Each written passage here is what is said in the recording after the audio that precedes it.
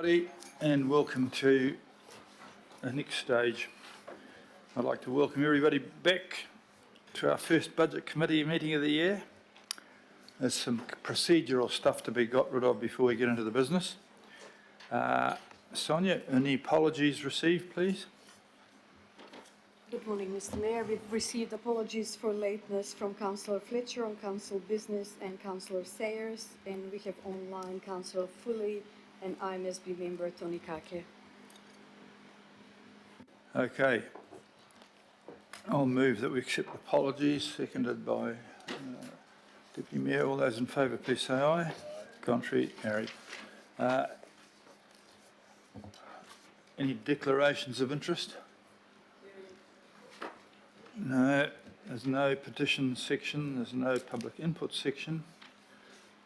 And there's no local input to this meeting, and there's no known extraordinary items, so I will start by saying that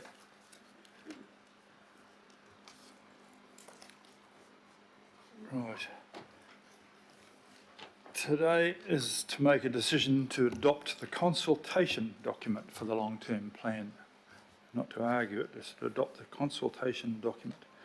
This is the second stage gate in this long-term process. The first was in December last year when we all agreed on what was going to be in the long-term plan that we could put out to consultation. This stage is a process step to make sure that the words and details that have been put together by our staff to explain the content of the documentation is concise, clear and easy for people to understand, and that the language is fair and balanced. There is still the last stage to come when we all take the feedback and all the advice we receive and make the final decisions about what is in or out of the long-term plan. That's some time away. I'd like to thank the staff and council and the CCOs that have spent thousands of hours on this, including late nights and weekends. It's not easy to put together a document that describes a 10-year plan to spend many billions of dollars. And just think about things for a minute. We have to try and explain how this organisation will not only spend billions of dollars, but how we'll get value for that spending, and of course how we get that revenue in the door in the first place. There's no magic money tree, and none of these decisions will be easy.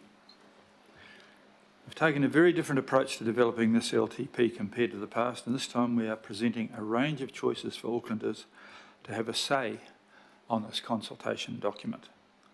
The central proposal will deliver my vision of making the most of what we already have: affordable, resilient and future-focused infrastructure services and funding tools.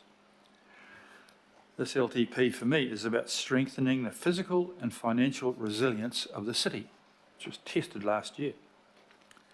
However, we want Aucklanders to have their say if they want council to spend less, spend more, do less, spend less, or do more and spend more. These choices will have a direct impact on rates increases and service levels. Nothing's free. I'm proposing a reduction in operating costs across the council group that is effectively keeping these costs below inflation in real terms.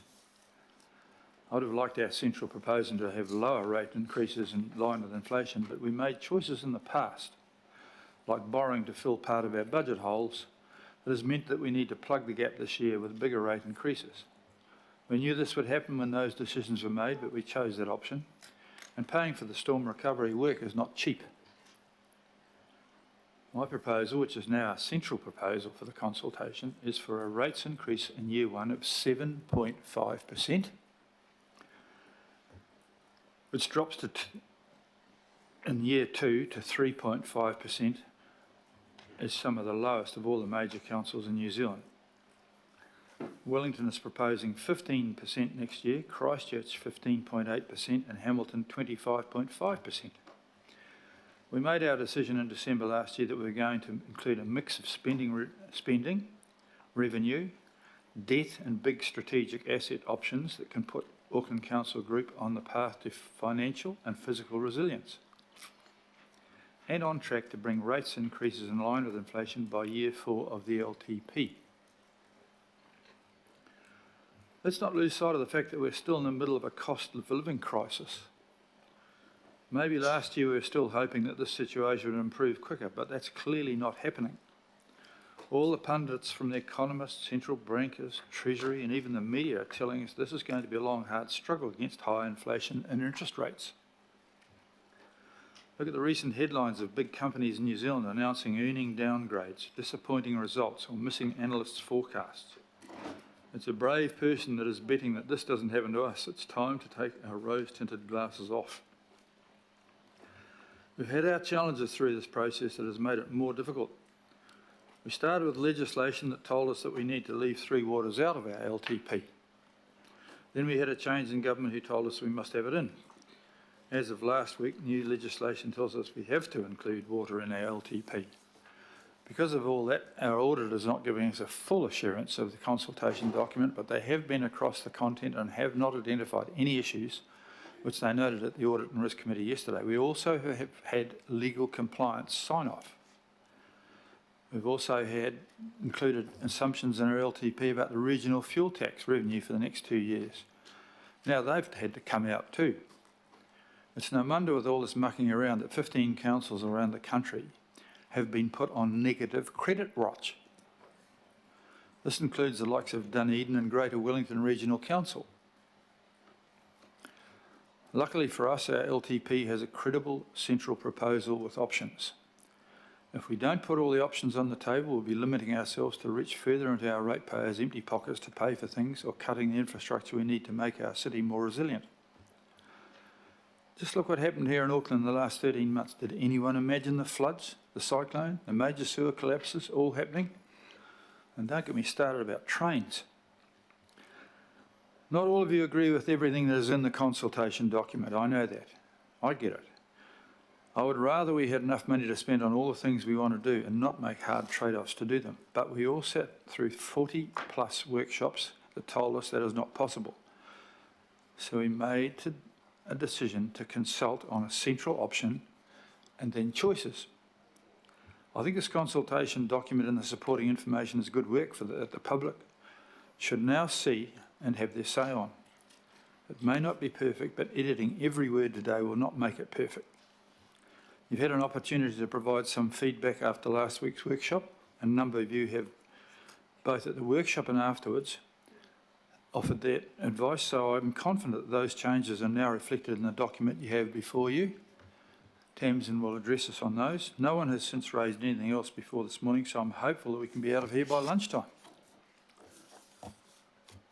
Now I'm going to move the recommendation on the screen, which is that we adopt the consultation document for the long-term plan of this year and adopt the supporting information for the long-term plan and delegate responsibility to the Chair of the Budget Committee and the Group Financial Officer to approve any final edits required to the consultation document and supporting information for the long-term plan in order to finalise the documents for uploading online and physical distribution. I've got a second, Greg Sayers, are you out there? He's still not here, apologies. Apology yet so far. Well, seconded by the Deputy Mayor, thank you. And now, I'm sure you all know that Standing Order 1.5.3 intimately, that amendments to motions must be done in writing. This must be done easier, make it much easier for the staff. But now it's over to Tamsin and the team to lead us through this. Tamsin, this is your life. Tēnā koe, Mr. Mayor. Tēnā koutou katoa. So today's item is a procedural one in this process for the long-term plan for the 10-year period between 2024 and 2034. The report on the agenda sets out the process as it relates to the drafting of the consultation material, and I would like to briefly highlight some of those steps now ahead of your discussion and decision making. So last year in December, you debated and agreed 2 regional items for consultation. From there, staff have been busy drafting material in line with those decisions to meet our statutory obligations to provide for consultation material to support consultation with Aucklanders during the month of March. At the same meeting, you also agreed to the Comms and Engagement Plan, which sets out the approach to consultation, including details that relate to our obligations to provide for a special consultative process. Following that December meeting, the government announced that it would repeal water services legislation and that they would provide for provisions to include water services in the long-term plan, as well as other provisions that relate to the preparation of our long-term plan. That bill has since passed and is now law. In my report, you will note that we opted to use the provision to proceed with an unaudited consultation document. However, we continue to work with our auditors to support their control checks, and this includes their review and input into the drafting of the consultation material in front of you today. In my report, I also mentioned the recent announcements from central government to pass legislation that would remove regional fuel tax funding. As a result, we have included appropriate disclosures as to the potential impact of the removal of RFT funding for our transport program, and also built in assumptions that relate to regional fuel tax. Last week, we held a workshop with you to discuss the draft material. We received some really great feedback during that session, and between last Wednesday and Friday, we have worked to incorporate your feedback into the version of the documents that was distributed to you on Friday and Saturday. Of note, we made changes to the use of the word core through the document, changes to the Auckland Future Fund and Ports of Auckland sections to give better effect to the decisions that you made last year, and also the North Harbour Stadium proposal, also to give better effect to the decisions that you made last year. We have also made it more explicitly clear that that particular proposal is a high-level one that would require further consultation if you made the decision to proceed with the redevelopment option. Since we distributed documents on Friday and Saturday, we have also made a few minor changes in response to our final Q&A checks, feedback from legal, and also our auditors. So I have copies of the final documents with those changes incorporated, and will table these documents for this meeting to be attached to the minutes of today's meeting. I have also distributed a table of changes with those last minute changes set out, as well as what is up on your screen.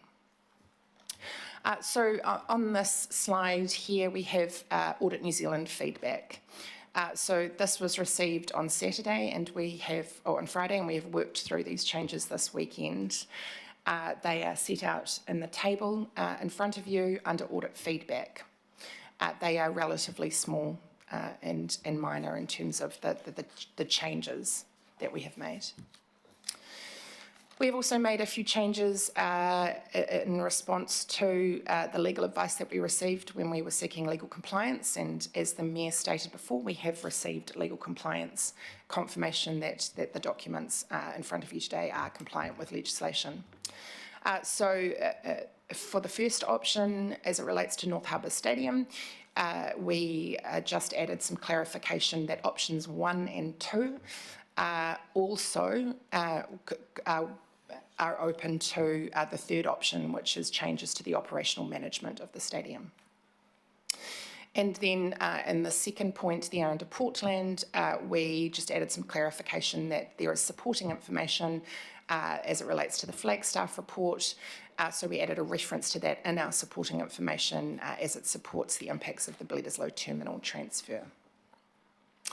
Yesterday, we went to the Audit and Risk Committee to provide a report on the controls, risks and mitigations as it relates to this part of the process. We received 2 suggestions from committee members. One was that we add some wording into the consultation document that talks about the legal review that we undertook in terms of internal and external review of the material, and so we have added that in under the About This document section. The second suggestion was that we include an assumption in our supporting information around unforeseen events in light of, the recent storm events and also, of course, the global pandemic that both had impacts on our planning for budgets. So that has also been included in the supporting information. Up on the screen here are the resolutions from the Audit and Risk Committee. The one I think that relates most to this particular committee and to this process was that the committee agreed to advise you that that effective controls and risk management processes have been followed during the preparation of consultation material for the long-term plan for 2024 to 2034. That is it from me in terms of providing an introduction to this item. I'm happy to take any part I along with my colleagues, Mr. Mayor.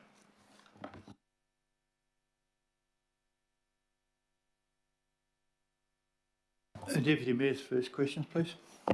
Thank you.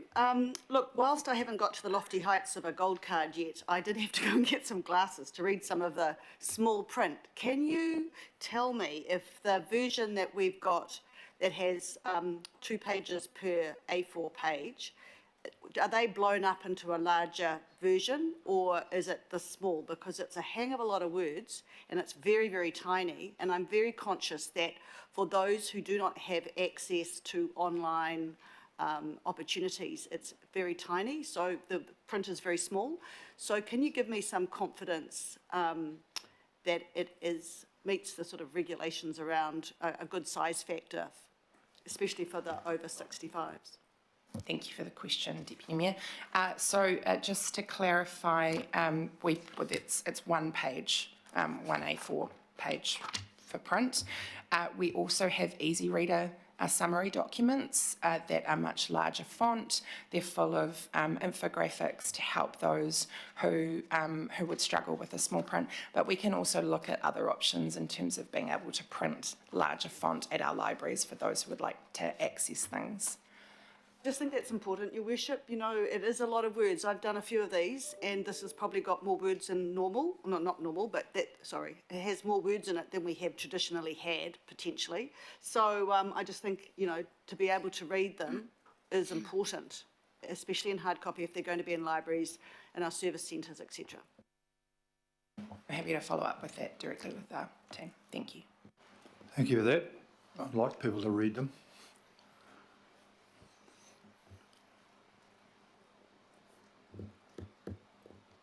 Okay, there don't seem to be any more questions. Oh, yes, there are. Councillor Watson, please. Yeah, a couple of questions for the team on some of the changes that have been made with respect of North Harbour Stadium. The first one to do with the choice of the word deconstruction. It's a rather unusual choice of word. Deconstruction, you know, is usually a word used in literary terms for taking apart or examining composition of material. It's not one that's usually used in this instance. Why wasn't the word demolition used, which is the word that Auckland Unlimited use in some of their own documentation, along with the $20 million cost that would go to demolition? Why was it deconstruction, not demolition? Because that's what they're proposing.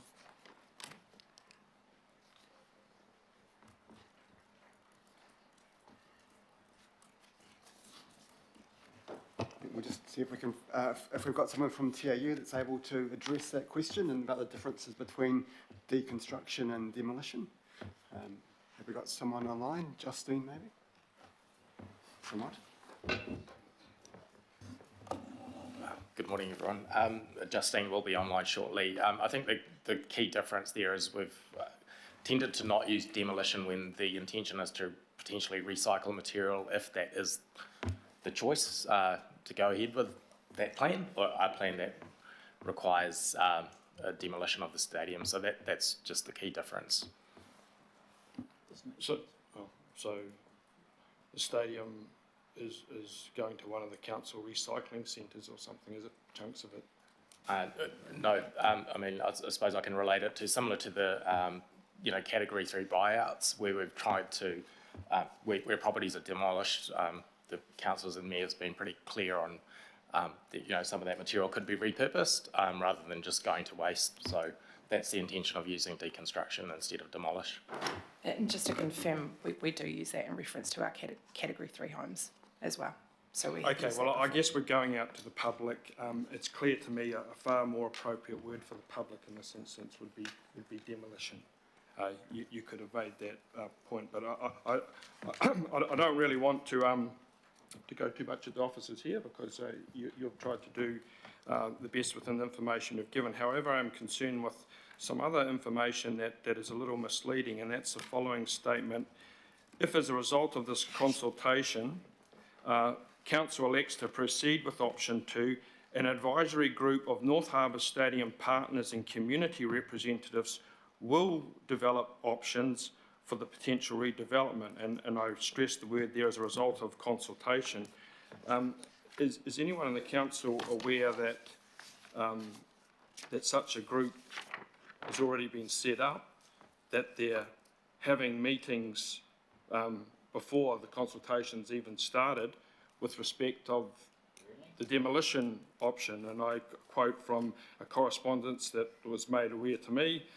This commitment would include attendance at a minimum of 2 workshops between March and June, as well as time outside of these meetings to review documentation generated from the group's work. Do you not think there runs a risk of the perception of predetermination, where before the consultations even begun a group's meeting, a rather limited selection of individuals on this group, I might add, with a view to considering one of the options that hasn't even been consulted on yet?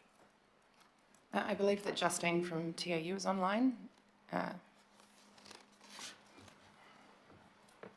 Right. Kia ora, Justine. Yes, I am on. Absolutely aware of the risk around predetermination, and essentially what we're trying to do is to gather some sort of options or analysis which can feed into the consultation after the decision around which option is to be pursued, once we've got that back. But what we don't want to do is start from a completely standing start when we get that consultation material back. But no decisions can be made or will be made until the consultation is done, and then any pre-work that's been done by this group can be added to that mix and then continue to be worked on. We are very cognizant of not predetermining any outcome until that consultation process has been completed. But what we don't want to do is lose a couple of months and effectively have to start with a standing start then. So why is this group just looking at the one option then? No, this group is looking at so the options as they're outlined. One, what the concept is to trying to get an understanding of what might be desirable to the community, so that we can actually start to understand what that could look like. The group's only looking at the one option. That's the option 2. That's the demolition option. They say that in the letter. This one, to redevelop the precinct to better deliver for the needs of the North Shore community. So the other option though is the option around status quo. There's no reference to that at all in this letter to people. No, but if you are looking to do something different than what is there now, there has to be some discussion around what would different look like, what could that be. So you can't wait a month to do that? Looking at that. You can't wait till after give the public the courtesy of the consultation before you start looking at your preferred option?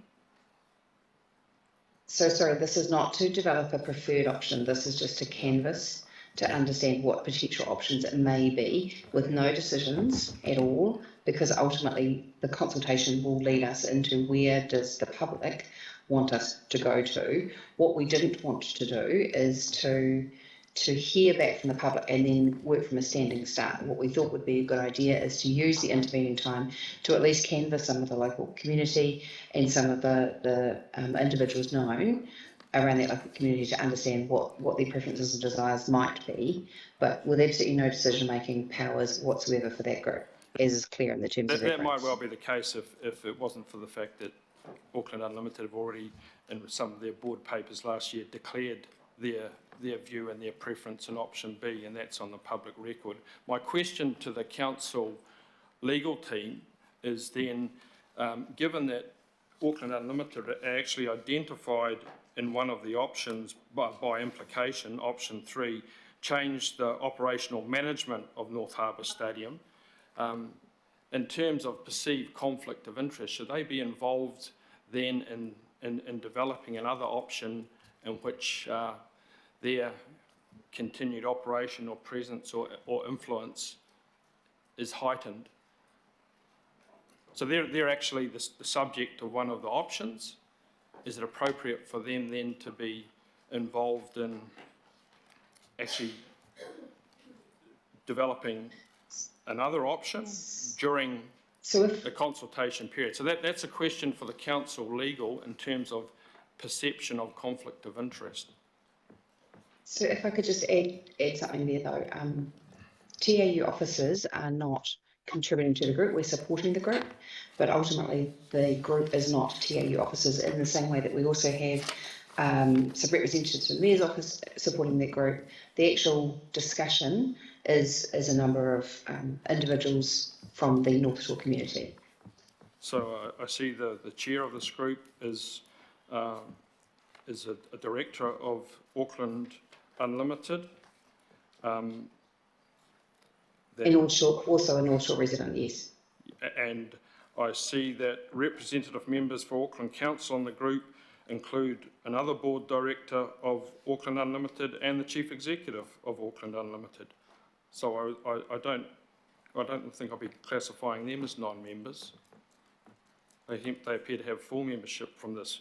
Full members of the advisory group. Two Auckland Unlimited board directors and their chief executive. It's here in black and white. For an advisory group, yes. Full members. With no decision-making powers. All right, so I asked the question of legal then in terms of perception of conflict of interest when we have a council CCO that's actually involved in one of the options that are getting put out there. Is it appropriate conduct for them to be in the middle of the consultation or before the consultation's even begun, leading the work on another option? To me, that's a clear conflict of interest. Good morning, and thank you for the question. So the issues before you are those three options, and the people who will take a decision on the three options, including the change of management, are you as the council. Those options and that decision will be taken by you at the end of this process. What we're talking about with TAU is a separate process to consider options, to consider views post that decision making ultimately. As TAU have explained, they have started it early, but it won't have any impact until afterwards. And those three options, including the third option, are all open to you. In those circumstances, I don't think there's any significant legal risk associated with this approach. Considering one option, not all options, option two, that's what their group is doing. Before, do you not think it would be more appropriate for them to wait a couple of weeks until the public consultation is over and the result of that consultation is known, rather than before it's even started? What do you think the public perception is of that? I can advise on legal risk, and as I said, the decision about those three options sits with you. So in those circumstances, I don't have any further comment in relation to that. Yeah. Okay, so what I'm signalling, Mr Mayor, here is I have some real concerns. I have highlighted them before, and I appreciate Tamsin for the follow-through that you've gone as far as you have. This is more directed at the entity that is driving this process in terms of this advisory group and the advice that is being put out. So in terms of informing option 3, for instance, the operational management of the North Harbour Stadium to ensure greater use by the community, there's no context provided at all, anywhere in any of the documentation, to the performance of North Harbour Stadium before RFA and Auckland Unlimited took over, which was characterised by a wide variety of content in All Black tests, rugby league tests, concerts, A-League soccer franchises. There's no mention of that, and the period subsequent to that, after 2014, when Auckland Unlimited RFA took over, and in particular the disastrous decision to basically demolish a section of the Western Grandstand. So there's not a reference to that in terms of the context of option 3. There's nothing on that option 3 at all. So I'm having real problems with the balance and the neutrality of the content that's being put out here. I've raised it in writing. It has been addressed in a number of superficial ways, but the overall flavour of the consultation, including the choice of phrases such as to better deliver for the needs of the North Shore community. It is loaded, as I pointed out, that hasn't been changed. We're actually talking more than the North Shore community. There's no mention of Hibiscus Coast, of the Northwest, of the North Harbour region in general. So the choice of words here are suboptimal, both in the use of that deconstruction, the reference only to North Shore, and in the loaded adjectives and adverbs that are used in that key phrase in the consultation material about delivering better for the needs of the North Shore. Whose opinion? That's an opinion, that's subjective. And for people that know little about the specifics of this, that's going to have an influence. So I'm highly concerned with the nature of what's going out here on North Harbour Stadium. Okay, well, today's questions, it's not submissions. And you're all entitled to make a submission on everything, whether you're in agreement or not agreement with various parts of things. So we've got the questions and we've got the answers. We may not, I think we've taken the point. Councillor Walker. So I won't repeat the questions that Councillor Watson has asked, but essentially my questions also go to, I would suggest, the lack of balance, the incomplete information concerning North Harbour Stadium, and consequently the ability of anybody in the community to make an informed decision. So I've got a particular question, and that goes to the additional information, which includes a profit and loss statement. And my question is around the further information that might be provided as to profit and loss, because all we've got is operating revenue, cost of sales, operating expenditure, net operating loss, of course. I think all of our stadiums make a net operating loss. May be mistaken there. Is it possible to have a breakdown of the revenue and the expenses, which, by the way, I've been asking for well over a decade now, so that it is possible for submitters to make an informed submission, especially when one of the options is around operational management. So how is it possible for anyone to make a submission around that might carry some weight if they haven't got access to the operational figures? So a specific question around supplying more information.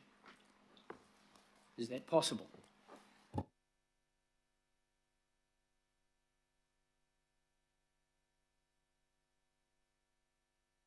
And just for the record, I'm talking about historical information as much as anything, and I'm assuming that removes any need for any commercial sensitivity, and I'm mindful that there's almost nothing happening there now and hasn't been for some time, so why wouldn't we?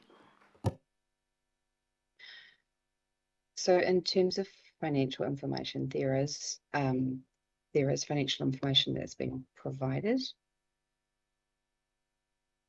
in previous sessions. I think we've provided very detailed levels of capital investment breakdowns and the capital investment spend on an ongoing basis. I think one of the difficulties is understanding how to split the operating revenue by category and to take account of interactions like COVID and various other bits and pieces along the way. I'm not sure exactly what information the councillor is looking to have included in there. Would you like me especially given a change in operational management would incur different levels of expenditure and revenue? So you have a stadium. You have an account system that has coding within it. So expenses, revenue are coded to specific accounts. You have that information. That information is included in SAP, which is council's system. So that information, for example, would cover off expenses of maintaining the grounds of the stadium, would cover off staffing, administration, a number of things. I shouldn't have to spell that out, but if anyone is submitting on an alternative to the current operation, surely they need that information, and you have that information. It is not contained in the information that is being provided. As I say, the profit and loss statement has got 1, 2, 3, 4 lines plus a subsidy per attendee. That's it. I'm sure if the mayor was interested in looking at a business, he'd want significantly more information than this. And this is a public business. In fact, it's run by a charitable trust. Can we have that information if you have it available? Thank you, Councillor. The information around detailed historic financials has been provided to you as a councillor for a number of years past, which is split into the stadiums into various categories. The information is held in our system, Ungabok, which is one of the financial systems that the stadiums use. However, there is an allocative process that is used across all of the stadiums because we run 3 stadiums.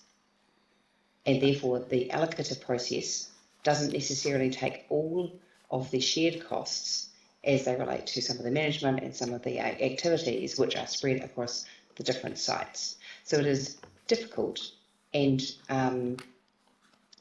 arbitrary in terms of some of the allocative processes that you would use across the different stadiums. Okay, through you, Mr. Mayor, I'm not asking this information for myself. Any information I've received as an aside has been woefully inadequate anyway. This is information so that members of the public can make an informed submission around operational management matters and have the information, rather than a circumstance where we have absolute obfuscation. So I think I've made this request. I think it's reasonably easy. Thank you, Councillor. I'm sure Mr. Williamson would support me that we really should have this information. Thank you for the comment and the questions. You're obviously well aware of the supporting data that has been provided within the supporting information because you've quoted the operating loss detail that is there.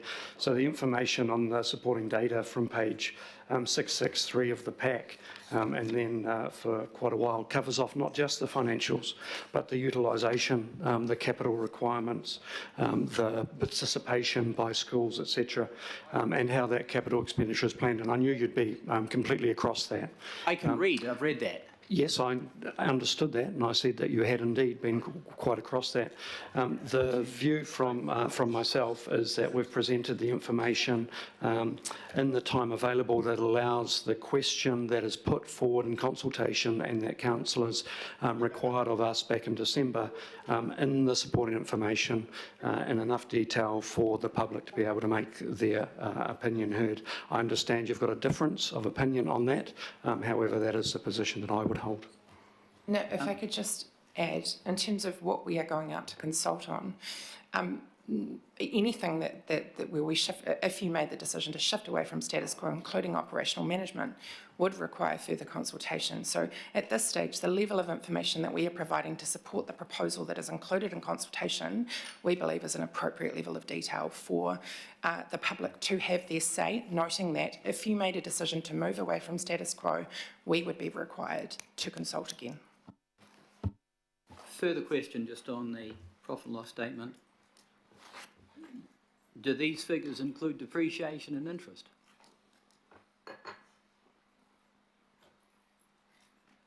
Page 633 indicates the net operating loss, which is an operating loss which will not include depreciation or interest.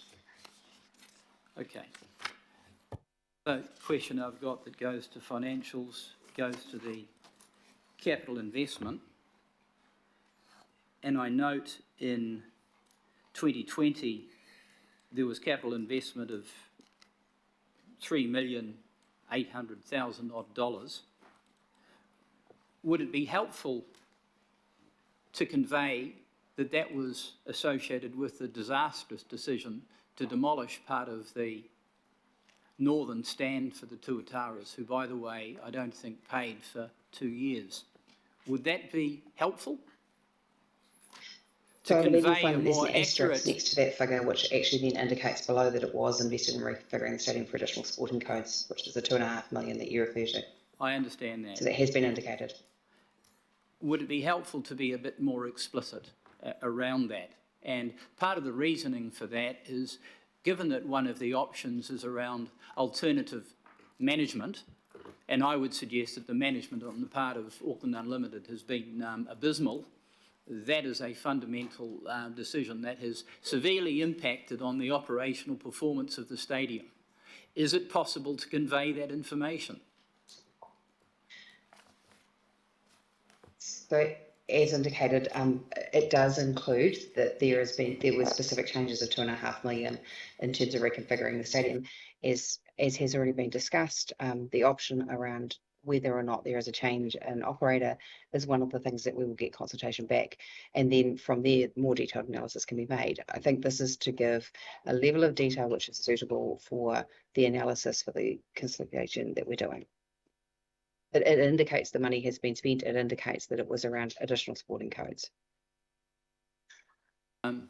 The other question I've got just goes to the related matter that my fellow councillor John Watson has raised around deconstruction, which we certainly understand from our view is demolition.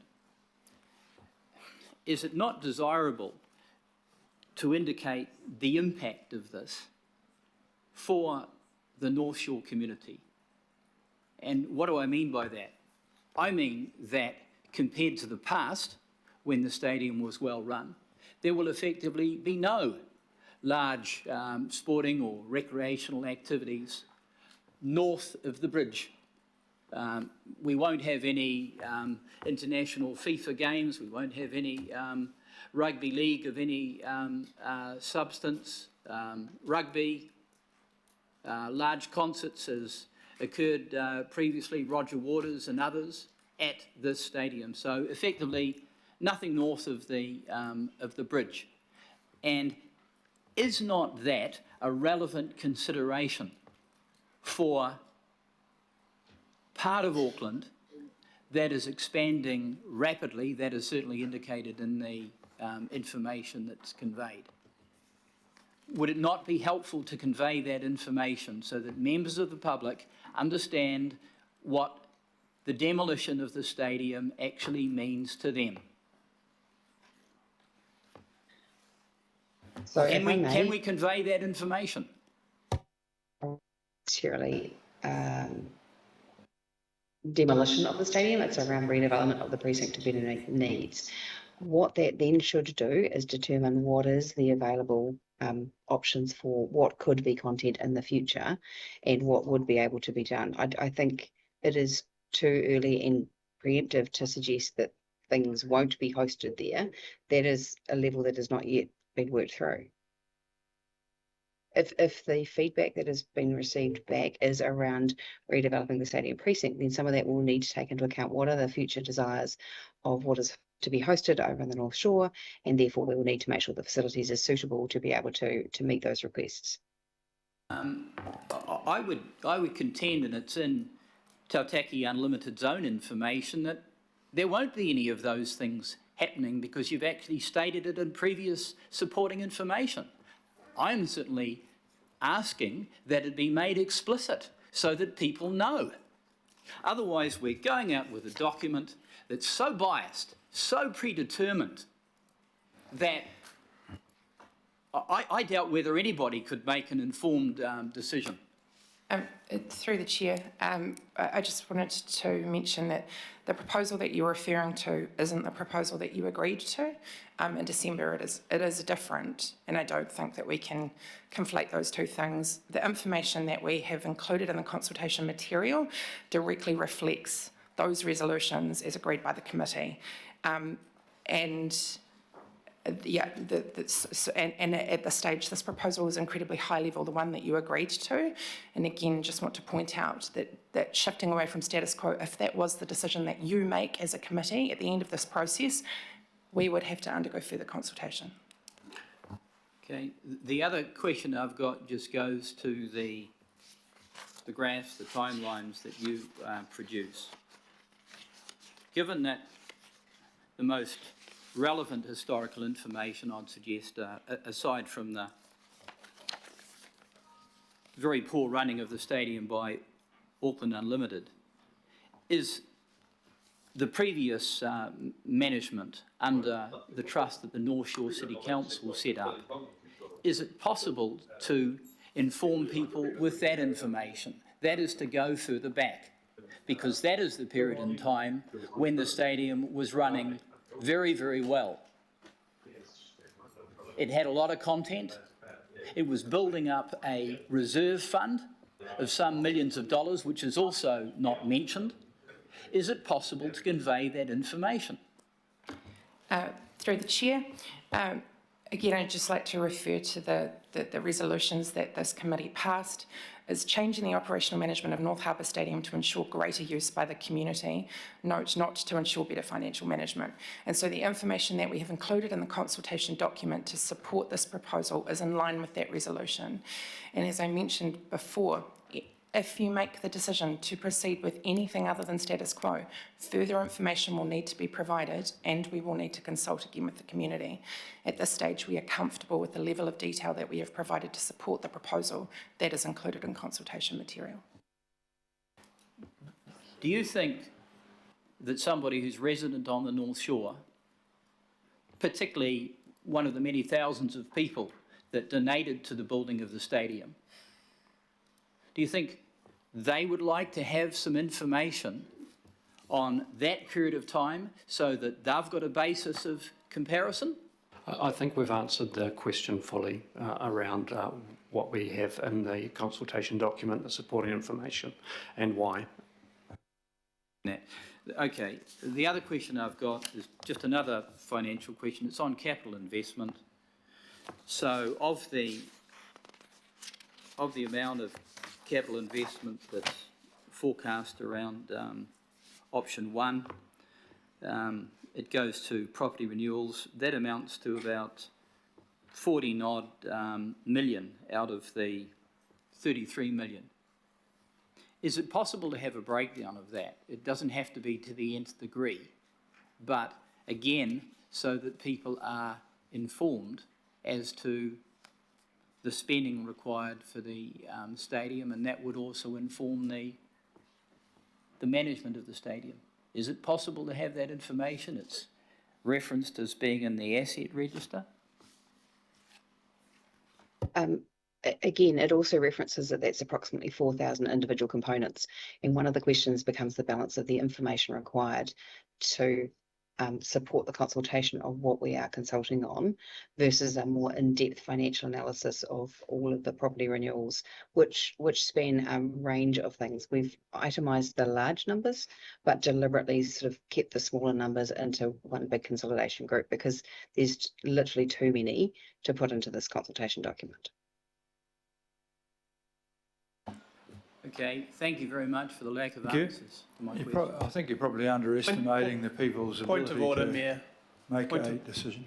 Point of order on, and my point of order are either on disorder, language or irrelevance, but the councillor just said thanks for the lack of answers or something. The constant stream of questions, you can disagree with the advice, but the constant way the questions are being asked, how they're being asked, and the sort of words coming out against staff is not appropriate.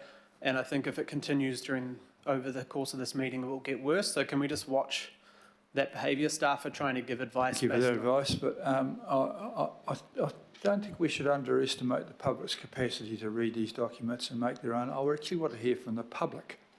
That's what the point of consultation is, and I'm sure the people in the North Shore are well aware of the strengths and weaknesses of whatever is over there, and similarly the people of other parts of the district will have their strong views, and so we'll move to Councillor Henderson and hear strong views about West Auckland.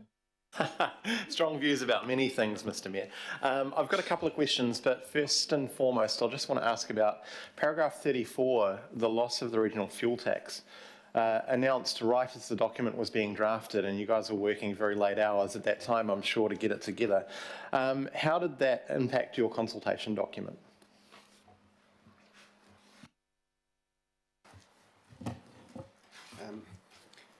Yes, so the timing of that made it challenging for feeding that into this consultation document.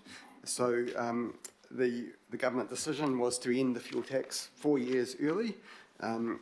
What we'd assumed when you agreed a budget for consultation back in December was that to make an assumption that the fuel tax would be ended after 2 years. At that time, government policy was announced that the fuel tax would come to an end, but it wasn't clear when that would occur, so we had to make assumptions. So the impact of that has basically been 2 years of $150 million of revenue not been achieved, plus matching co-funding, so it's $600 million of transport funding that is no longer available. It wasn't possible to go through, revise the capital program, work through detailed projects within the couple of weeks that we had to get a document in front of you for adoption today, having gone through the legal and audit requirements. So all we were able to do in the consultation document is to include these caveats, and you'll see these kind of boxes that call it out, that the transport program will have to be reviewed. There will be, based off the numbers and projects set out in here, there'll be 600 million of transport projects that won't be able to go ahead, and we'll have to work through that detail. Auckland Transport will need to review their program. It just hasn't been possible to do that by now, but between the draft and the final, there'll have to be work to work through that transport program. So all we can do is signal those impacts and work through that. Auckland Transport will have to do that as part of looking through their RLTP and take into account any further changes in government policy around transport. So the timing has been challenging. We've done the best we can in the time frame. Thanks. Just one more on those and then I'll move to a different topic. Thanks, Mayor. Feel free to not answer this. It might be an Auckland Transport question, but I'll just throw it out just in case. But how are the public going to have their say on the reprioritisation that will be involved in the loss of $600 million of public revenue? So in the material here, we set out the priorities, the activities. There's a project list, and there's a specific question sort of asking for people about do you agree with the priorities in here? And this is calling for high-level feedback around what are the priorities and outcomes that you want, and the general level of investment for investment in transport over the next 10 years.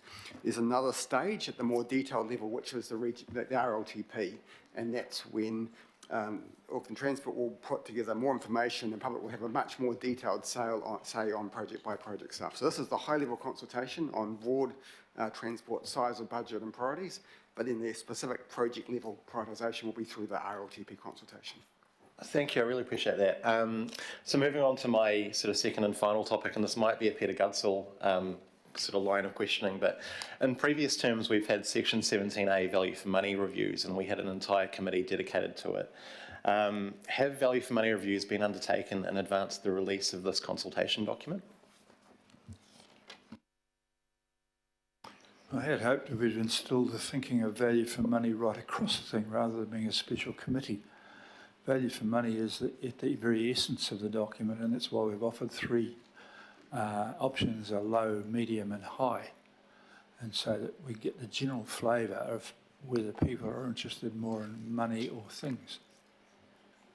Given that the answer did come to me, the Section 17As, they're a continual rolling basis of reviews, and they need to come up every time you have a large contractual change coming through. So it's not a case of you rush something through for a long-term plan. They just continue to roll, and they turn up with the appropriate recommendations at any point of time. In terms of expenditure control, there's a whole section within the supporting information around some of the budget responsibility and transparency rules and the way in which expenditure control and prioritisation is going to work within this long-term plan. Thank you. Thanks for that. So at great staff time, the Revenue Committee directed staff to prepare Power BI data, which goes into sort of quite a deep level of detail in terms of council finances by department. Have staff been directed to use that Power BI data at all in preparing this document? I'm not sure that we're... By the Revenue Committee, sorry. I'm not sure that we're ever particularly directed to a particular set of data to pull together the LTP. We use everything at our fingertips to pull together the information for the LTP. And again, I'd refer you to those sections on expenditure control and prioritisation, which talks about the operating cost and efficiency requirements within the LTP on both the parent and the council group. Thanks. Just last one. So what direction have staff taken from the Revenue Committee in total in preparing this budget? With consultation.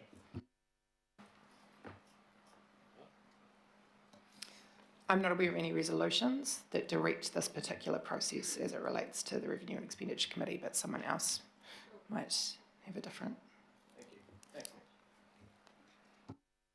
Thank you. Councillor Dalton, please. Thank you. I just have a couple of questions around the major investment. The financial projections that we have there supporting the documentation, did the financial projections for the profitability and the dividends for Port of Auckland go to Port of Auckland to look at? Have they looked at them and said, yep, they look pretty good? The source of that information is what Port of Auckland submitted through the budget process early on, so leading up to the mayoral proposal. It's their input that's come through. We haven't sought any other external advice or created our own numbers. We've just used their numbers that have fed into the LTP process. In terms of the consultation document, and thank you for adding the sentence about cruise, I'm just going back to that information. I'm still not convinced there's enough information there for Aucklanders to make a decision on the return of Bledisloe to council within 15 years or up to 15 years. So there's no reason, there's no why. I'm trying to look for the problem we're trying to solve. Whereas we know that Port of Auckland do have plans for Bledisloe if they were certain of their footprint. How do Auckland, because I think it's challenging for councillors, how do Aucklanders make a decision with one set of information and not the other set of information? So we've included the information that we consider as relevant for the decisions that were agreed to be consulted on, based off the mayoral proposal last year.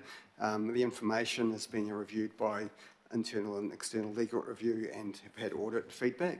The key decisions around the port land is about the transfer of interest in freehold land between Port of Auckland and Auckland Council. And so because that's a strategic asset under our significance and engagement policy, there is a specific set of information requirements that we must include in the long-term plan around that. And so we've kind of included all the information relevant to that. I think there is a broader context of what may or may not happen with port, cruise ship terminals, all those things over the a 15-year kind of horizon. Some of that may be beyond the scope of this long-term plan. So we, all of that information might be interesting, but it's kind of not key to the key legal matter that we're consulting on, and it's not required for this consultation document. A lot of it's uncertain. So we've kind of been able, we've done the best we can with information that we've had to hand in the time frame, and the view was what we've got here is appropriate, relevant, and it's kind of passed the legal and audit reviews. I think that's the challenge, is that the audit and risk, what are the words that they use? It's a very high bar. It's the process. It's not, so when you come to talk to Aucklanders about it, it's a whole new level, but I'll save that for my debate, but thank you for your answers. Thank you, Councillor. Councillor Ferry, please. Thank you. My questions are in relation to the Auckland Future Fund proposal. And apologies, I've lost the page now, but it does refer to the returns, the table that has the returns over time, the estimates laid out in it, and it refers to the gross proceeds, and then it takes out the reinvestment, and then the next line says that it's net.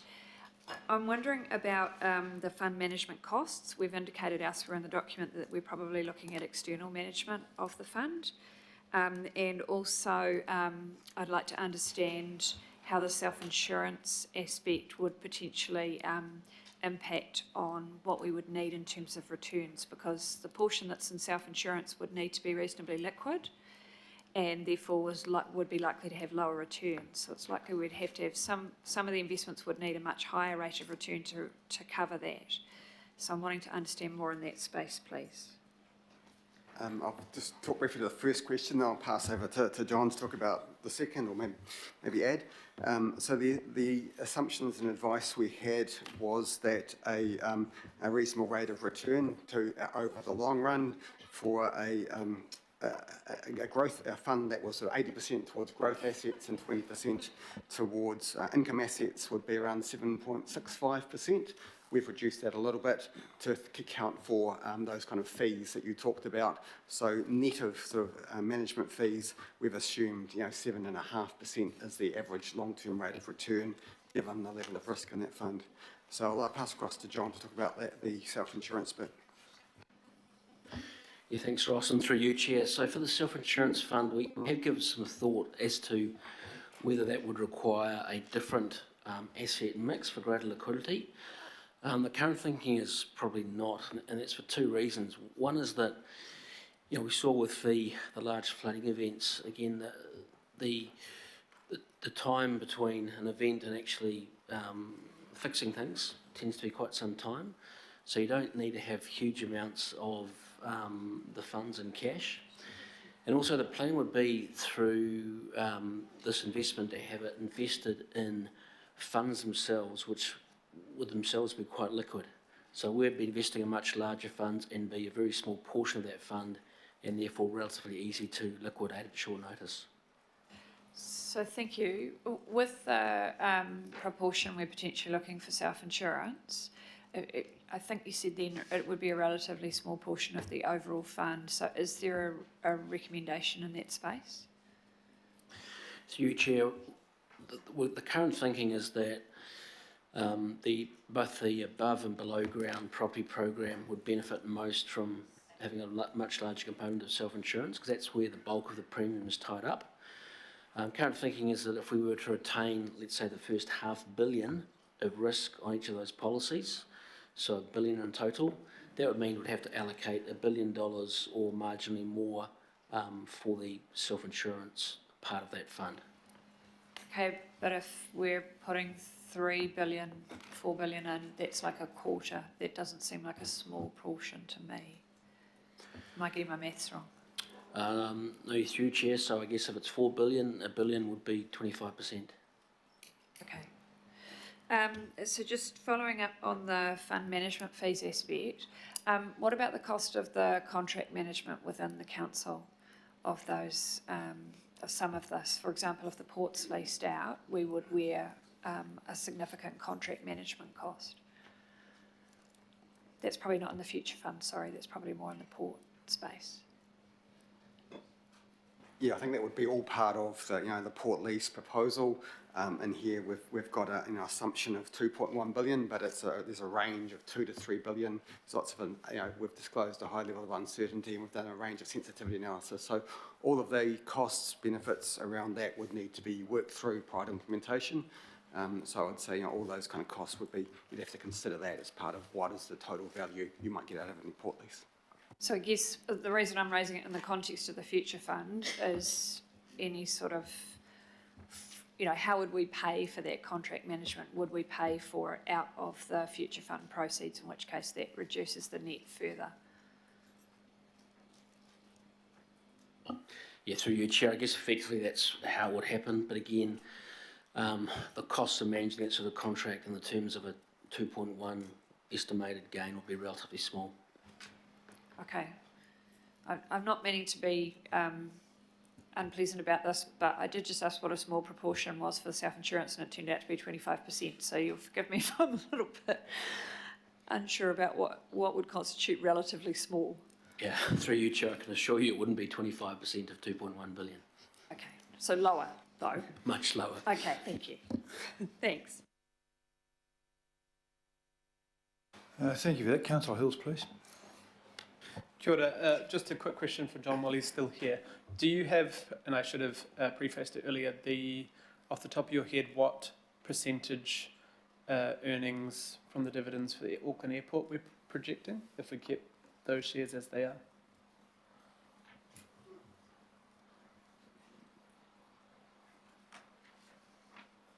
Online it says 1%, but I don't know if that's correct. Yes, we're actually just looking for those figures now. Here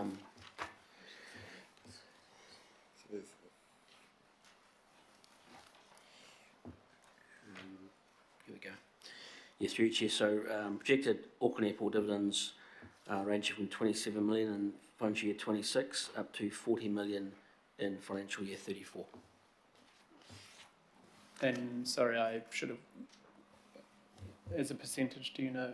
I could work it out on a calculator, don't worry. The question I do have then on local board funding, the FARA funding, which unfortunately, I will be honest, in the back of the documents in December, didn't quite get to the way it was laid out for each local board, but that information is not available, as far as I can see in the supporting information now, on the real impact of the FARA funding model for each board. Unless I'm missing it again, but I don't believe it points out in an easy way what that means. It basically means there'll be some winners and some losers. And there'll be some smiling people and some frowning, I suppose. But we're trying to get a broad view across the whole city, that whether they think it's a good move or not. But Mr. Gudsall will respond. I do believe there is some in there. So if you could have a quick glance to see if I'm correct. Page 559 of the supporting information document, section 7.1. It may be confusing with the graphs, but they are showing the existing funding gap and the funding gap after 3 years with that FARA funding. So hopefully that provides it by local board area. I understand the gaps, but there was actually details of the over and unders, like some boards get 6 to 10 million extra, other boards get minus a couple of million, like it shows the impact, but that isn't available, and it also doesn't show what the lower, central and more options would do within that. Those are two different data sets, but actually for local boards, that would be quite an important point to, say if they were advocating for higher or the central outcome.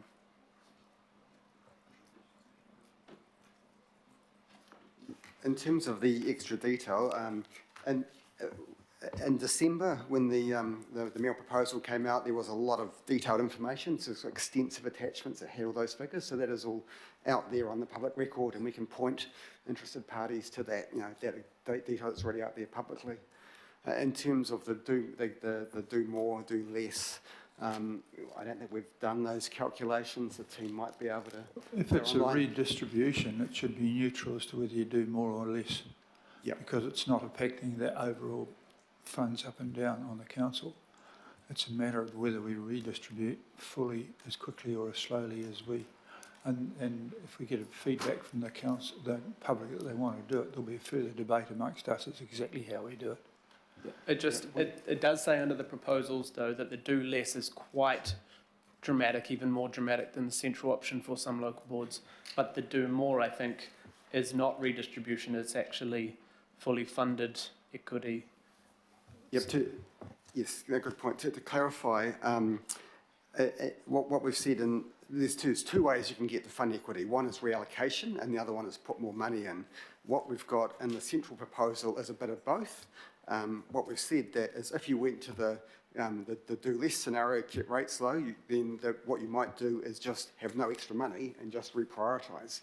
And that means that boards that have a disproportionate, too much funding, more than the equitable amount, they would all be reduced by a lot more to get to equity.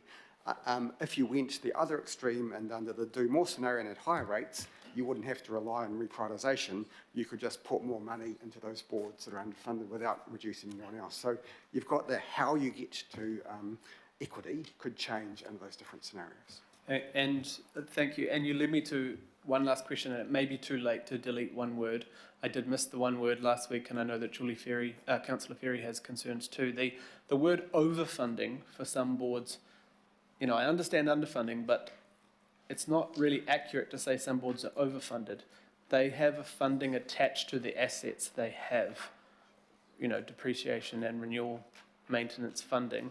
We're looking to cut that funding, which will mean closure of some assets or something. But they're technically not overfunded. They are obviously funded more because they have more assets, whether that's their fault or not. They do have more assets, but it makes it look like they have got money to slosh around when in fact it is attached to assets they have in their ward or local board. Yes, and so our response in the workshop last week is, yes, we don't mean they're overfunded and they've got far too much money. We mean that compared to an equity calculation, they've got more than they would get under a sort of pure formula. So it's relative to a fair an equity model. We did commit to go away and look at the wording and see if we can find some different language. I'm not 100% sure if that's been adjusted yet, but if it hasn't, we can do that under the editorial changes. Yeah. It doesn't change the intent of the policy, it's just making it a little clearer around the language. Yeah. Even so if it said funded above the equitable or something, just to say overfunded actually tells quite a different story than the fact. Yeah, we'll check that wording and we can make those editorial changes. It's page 110. Thank you. And I did ask in the workshop and it hasn't changed, and maybe because it's too complex, but the more or less central, is there any way to show, it almost looks binary, like 7 or 14, whereas some people might want more transport or more something, and it might mean 0.5% more.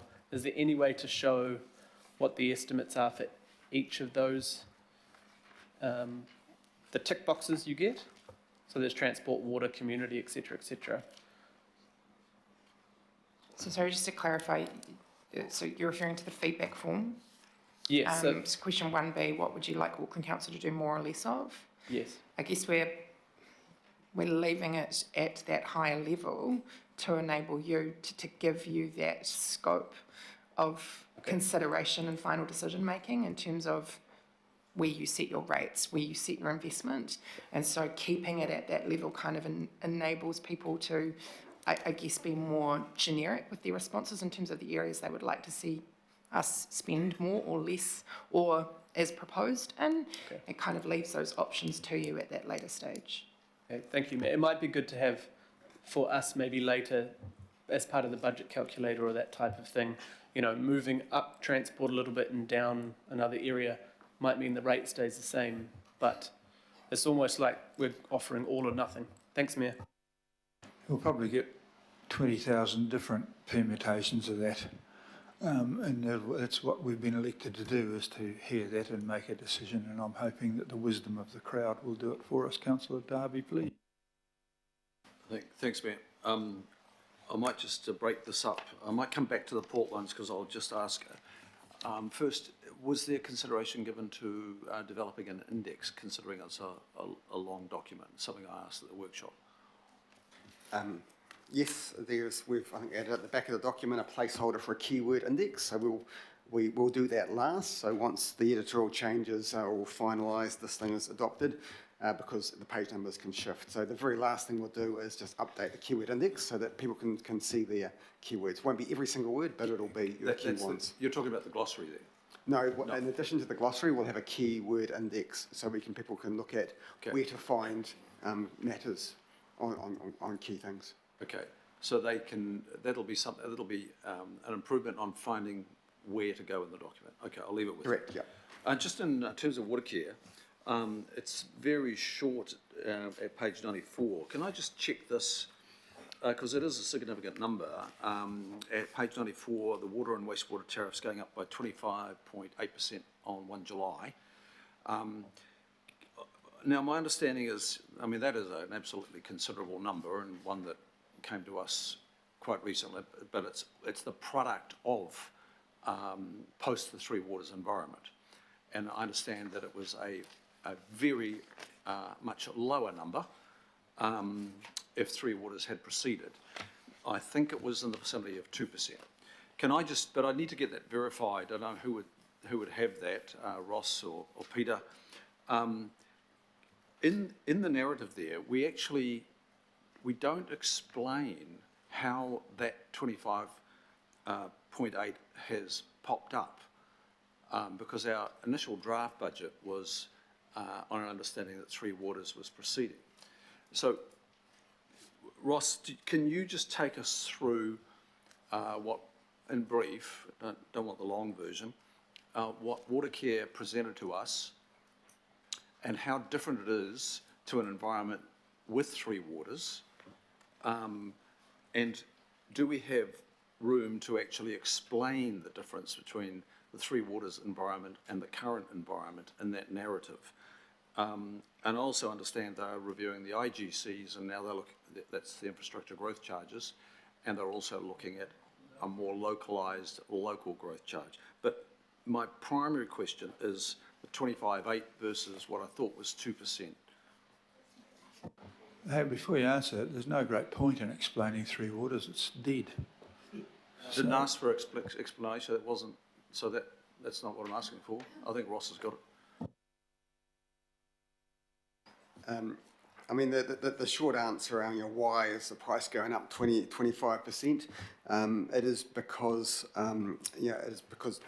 Watercare, as part of the council group, which is the status quo with current legislation until there was any kind of change for water reform, the current status quo is that Watercare is part of the group, and the group has got one overall debt to revenue ratio. So we have a debt constraint, part of our debt to revenue limit, and so to meet that debt to revenue limit, we need for Watercare to be able to deliver a large capex program, which they view as they need to do that. The revenue has to match and be consistent with the debt. So what Watercare presented is a range of different possibilities around revenue and debt and capex as part of preparing the budget. What the Mayor proposal ultimately put forward was capping Watercare's debt to revenue at 340%, which means that the overall group debt to revenue could stay within the 270% limit. So that's kind of the problem, that with Watercare as part of the council group, there is a debt constraint on them. So you really get into a choice then around, do you reduce capex or do you increase price? The view from the Watercare board is, reducing capex is not acceptable given the demands on Auckland's water infrastructure. And so the only way to accommodate that capex and stay within the debt to revenue ratio is as a higher price increase. So that is explained a little bit in the financial settings part of the CD, and it's expanded on in the underlying financial strategy. So that is the reason for it that's there. In the financial strategy, it also talks about future things, discussions with government, and engagement with government on water reform has the potential to shift that equation if there was a different financial model and Watercare were not part of the council group balance sheet. We'll then have a range of different options, and maybe we could find ways to invest in more water infrastructure without relying so heavily on the prices. So there's a little bit of information in here, there's more in the supporting information. I guess the only other point I'd make is, you know, the key point of consultation here is around rates increases and the spend that's funded by rates and council debt. The decision around water prices is a decision for the Watercare Board. It's not a key part of this, what you're asking and seeking feedback on through this plan. It is important context, and it's included in the information. Okay, so And through the chair, sorry, Councillor Abbey, just want to point out that on page 35, this is the part 4 council services. There is a section on water where there is some narrative there around the changes to legislation, around what Watercare delivers, some information around those price increases, and kind of giving a bit more context. So that is page 35 in part 4. okay, thanks. Look, I think it's important to explain, you know, if it was 2% under the former legislation and 25.8 now is pretty relevant, but I don't think many people will actually find that level of detail, but that's not a criticism of you guys. I think I'll come back to the port questions once I've got my papers organised here. The tricky part about this whole thing is we're publishing an LTP for consultation during a time in which there are active decisions being made at central government which impact on as we go through. It may well be that we have solved the water care charge issue before the end of this. So there'll be continual release of further information. So we're consulting on 10 years of stuff during a moving environment, and that's particularly one of the items. I've got Councillor Turner next, please.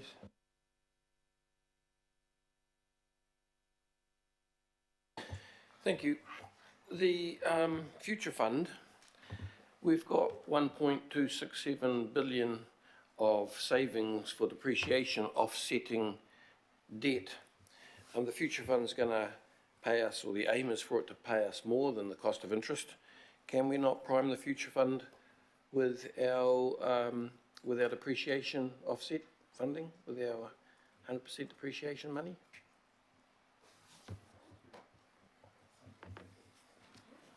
So I think the depreciation savings you're referring to is the fact that we've used rates and other income to fund asset renewals rather than relying on debt. So there is no money sitting around available for that. We could borrow a whole lot of extra money. We could borrow $1 billion or more and put it into a future fund. But you know, I guess our advice is, you know, why would you do that? That would probably not be a prudent course of action. Sorry, so that's the first time. I've been hammering on for months about the fact that there is 1.267 billion showed in our expenditure as you know, funding of depreciation, and they were aiming for 100%. And I've been saying, where's the money? And you've been saying it's offsetting debt, and I've been saying it's not there because our debt keeps growing. So I now ask, can we take? You said with this future fund that it would give us a better return than debt. You're now telling me that funding of depreciation is not available because we actually have to borrow to get it back. Is that right? What we're saying is that if we had a different policy around how we fund depreciation, if we hadn't been funding any depreciation, then right now you'd have 1.2 billion more debt over and above the debt you already have. So you don't have that. You don't have this additional debt. Yeah.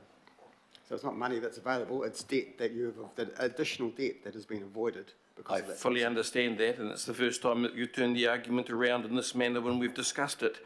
We even had a meeting about this.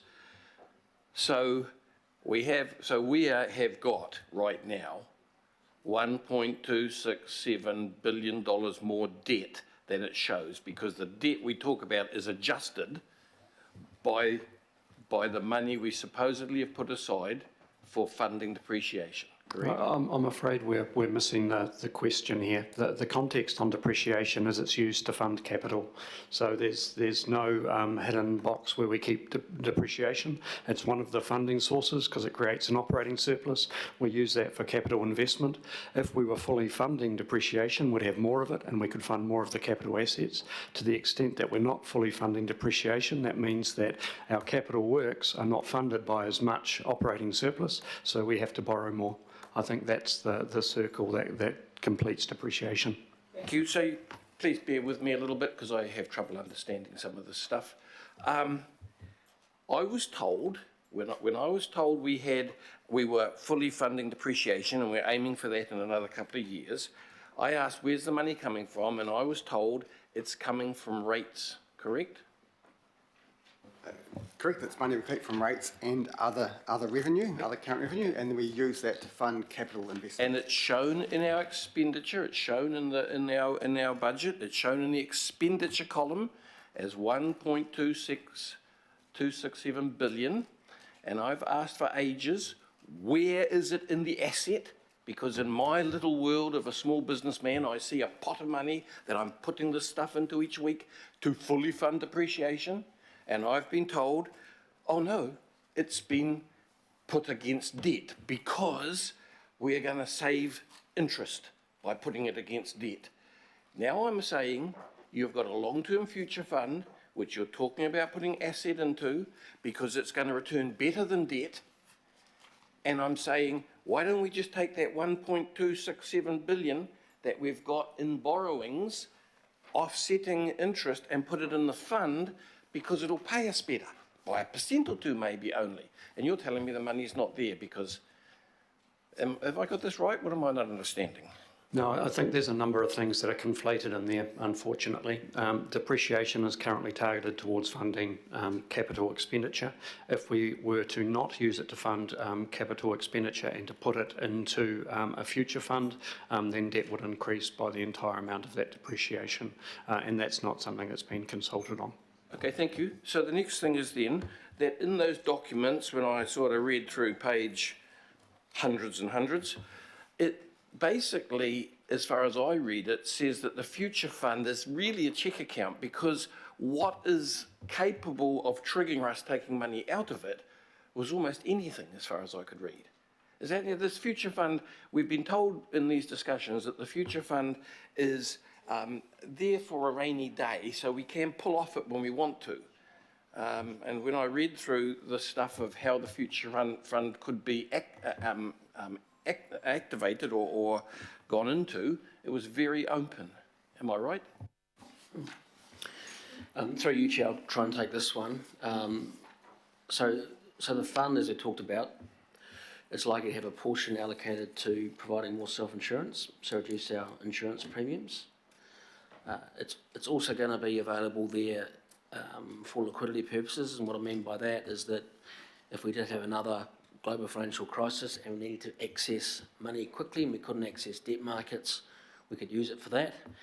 And also it's there for future climate resilience. Now that again is yet to be fully defined, but it means it can be put towards future capital initiatives which do benefit us from climate change in the future. Thank you, if I may. So if we're self-funding insurance, that again is taking income money and putting it aside as our own self-insurance. Is that right? So that if we write off a car downstairs, we can go into that fund and replace the car. Is that how it works? Through you, Chair, the fund there is really for the more or the substantial events like we saw with the floods and the cyclone. Things like motor vehicles and that sort of thing are covered through. I kind of get that, but I was just trying to make a point. Let's go back to my point, which is the same as the fully funding of depreciation. We get money coming in, we lodge it in the books as an expenditure, and then we save it away to use when we need it, ring-fenced. And in this case, we're talking about self-insurance fund. So self-insurance means that you actually put money aside or take the risk yourself. You don't pay insurance premiums, correct?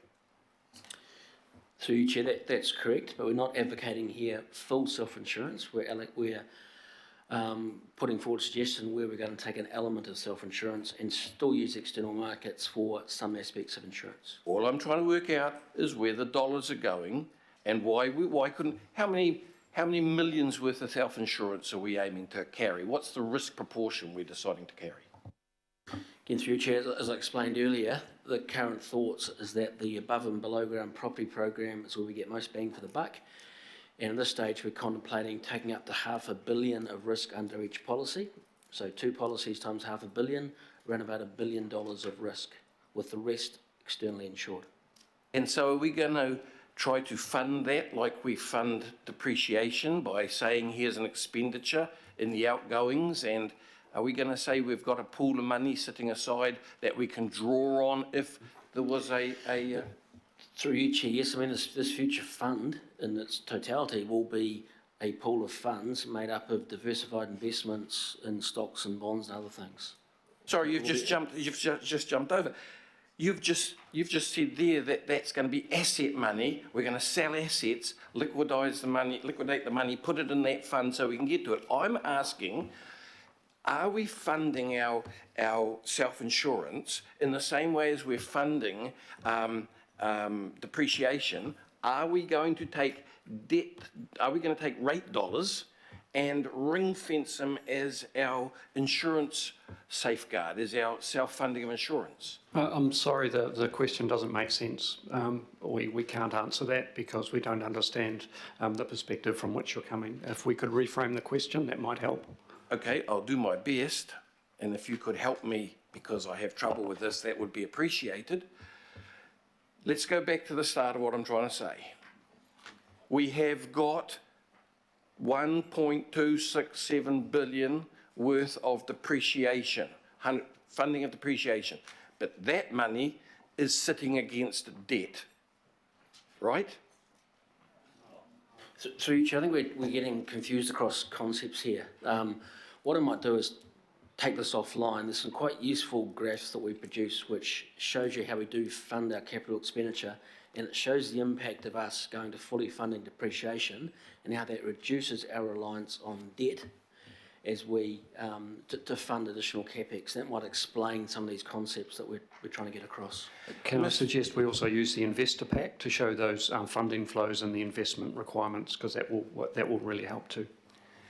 Thank you. Mr. Mayor, I sit here as just a member of the public who's been sent here to sort of bring their message and listen.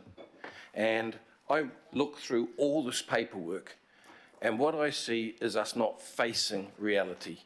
But I've realised now that I'm straying into this, I need to go into debate for this. When we get to debate, I'll make my comment. Thank you, Mr. Mayor. Okay, I'm quite happy to have a chat with you. I get the problem you're grappling with, and I've seen it before. Lots of people have chatted with me for many times, Mr. Mayor, and we keep coming back to the same point. Yeah, but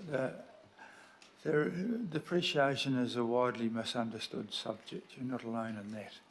I've sat through board members and boards, hospital boards, even some professional earnings things. And its use varies depending on what you want to use it for. But in theory, in this case here, an organisation that fully funded depreciation, you set it so that that money is all spent to fund your capital expenditure program. And the capital expenditure program is there to replace things that were there and are wearing out. Now, in this particular case here, we're saying if you don't fund it enough, your debt will keep climbing. There's no question about that. You'll be borrowing every year. What they're talking about here is taking some of the assets which we've got which don't perform particularly well and putting them in something that will perform a bit better. And they'll use some of that performing a bit better money to fund some things like the annual cost of insurance. And insurance is going rocketing up. It's not going to be far to see. The troubles of the insurance companies, it may well be that the only insurance people can get is self-insurance before too long. I don't imagine the insurance companies are going to want to insure people on cliffs. I certainly wouldn't. And so, over a beer, I'll have a crack at that between now and then. But I can assure you, having read the document, it's not unreasonable. It's quite fair, and it sort of gets it. But misunderstanding depreciation is a widespread thing. In some cases where you've got sufficient profits, you use a share of your profits to fund your capital growth, and you use depreciation as a thing to avoid tax. It's kind of two different things. In this case, we're not doing that. Depreciation here funds capital expenditure, and if we don't, because we haven't funded all of our depreciation, we could have either reduced capital expenditure and run everything down, and there's evidence to show that we've done that, particularly with roading, or we've just carried on borrowing. And we just can't carry on borrowing. Thank you, Mr Mayor. I appreciate that. I don't think I misunderstand depreciation. I misunderstand the 665 words that go around it in this case. What I heard you outline there was us just frittering down our asset base to pay the bills and not face the real fix. But thank you for that. I will have a beer with you sometime. Thank you. Well, I've got to the end of questions, unless, of course, there's the irrepressible person who can't wait until the very last minute to put their hands up. In which case, I've got Councillor Williamson and Councillor Lee and Councillor Darby. Does anyone mind if we just take 5 minutes just for a plumbing stop? We've had 1 hour and 40 minutes of this, so I'm just going to stop. I'm going to come back and ask Councillor Williamson to ask a question, but I'm just giving you 5 minutes if that's all right. Thank you.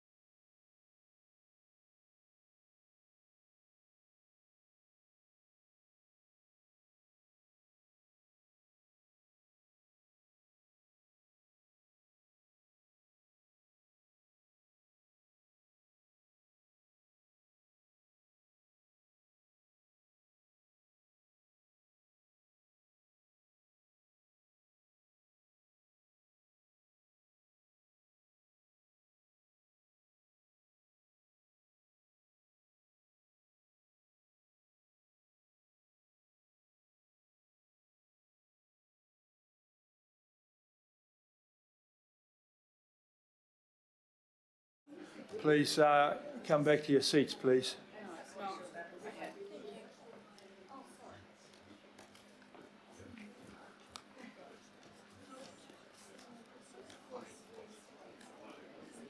Right, I'm going to declare the meeting open again, and Councillor Williamson has the right to make a question. Thank you. Yeah, Mr. Mayor, I'm just trying to ascertain whether I've missed this or not. On page 138 of the consultation document, it actually summarises for the central, for the pay less, get less, and pay more, get more, what the total capex and the opex is. But if you go back earlier in the document to sort of like page 22, it gives you a really good detail of the central proposal, finishing on page 31, which I think has got a fantastic set of donuts about what percentage of each is going to be in that for OPEX and for CAPEX, for the transport sector, for the water sector, for parks and community and so on. It's actually, I think that thing on page 31 is one of the best layouts of what we're talking about. But I don't see it produced for the other two scenarios. And when you have got what they come to in terms of total, I know the total CAPEX is 33.5 and the total OPEX is 69.2 for the pay less. But if you read the central proposal, it actually breaks down what's going to go to transport, what's going to go to this, what's going to go to that, so on. Therefore, you can make a really good decision if you like it or not. But if this is a consultation document, why hasn't it got that same donut analysis right down to that level of detail for the other two proposals? Good question. Through the chair, in terms of the options of do less and do more, we haven't been that prescriptive. As discussions that we had, multiple discussions that we had at workshops last year, to enable a broad consultation to give you scope to determine that as part of final decision making. So in my response to Councillor Hills earlier before, we talked about, I guess, a similar topic in terms of the feedback form. And so what we're asking of people is not something that is as binary. So it's not three specific proposals. It's your central proposal that was agreed to as part of the mayoral proposal, and then these options to flex either way. So depending on the types of feedback that you get, and any further information that we can provide you between here and final decision making, that will help you determine whether or not you shift away from the central proposal in terms of funding less, charging less, or funding more and charging more. So that's why it's not prescriptive, because we don't want binary responses. We want to enable people to give their views around areas of spend. Right, but if you're going to have a total number, you must know what the components were that added up to it. So where you say 33.5 billion for CAPEX and the pay less, and you pay 69.2 for OPEX, there must have been a spreadsheet with lines above it which added up to those numbers. How did you come up with 33.5 and 69.2? And in the pay more, how did you come up with 52 and 76.5? How did you build those numbers?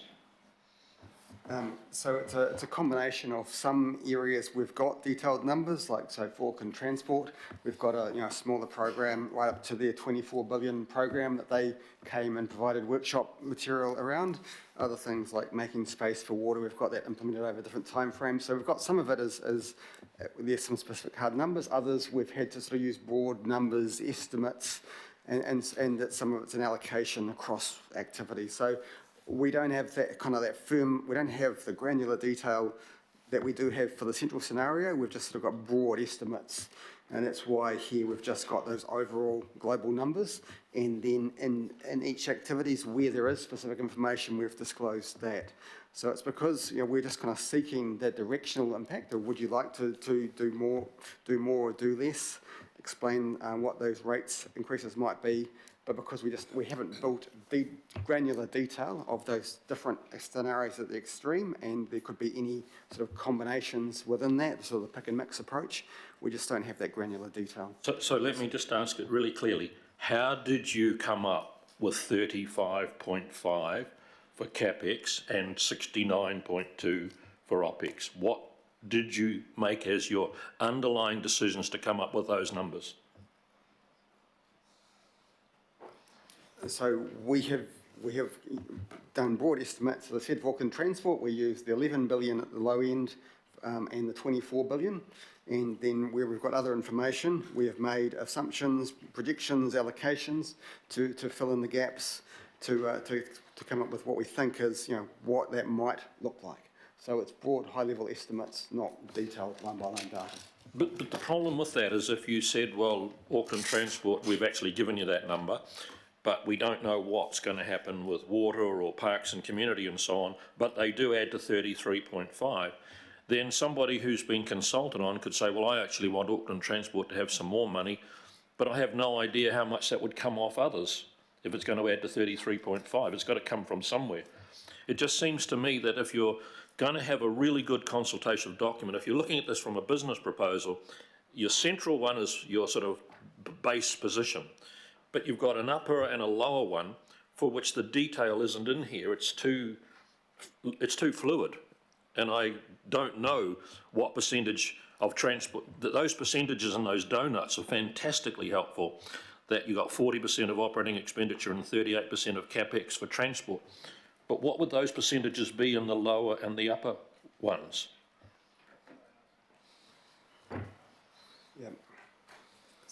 Yeah, so one thing that we are working through now that we've landed this document, and things have been changing, like the fuel tax has only just moved, the water care numbers have come through late.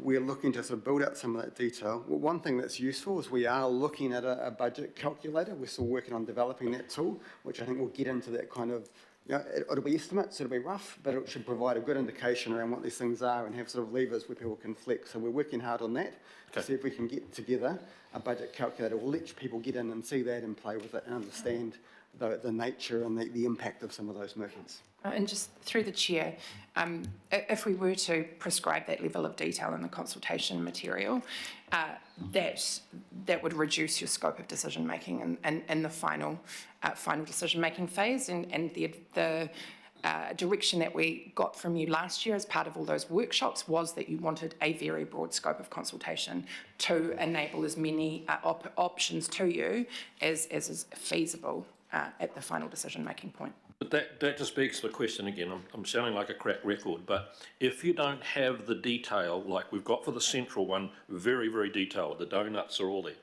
We don't have that level of detail for the less and the more, but somehow we've got what they add to. And I don't know how you come to a total without knowing what the components are.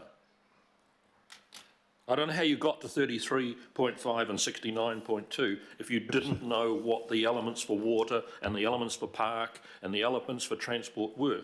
Well, we won't know that until we make a decision. What I think...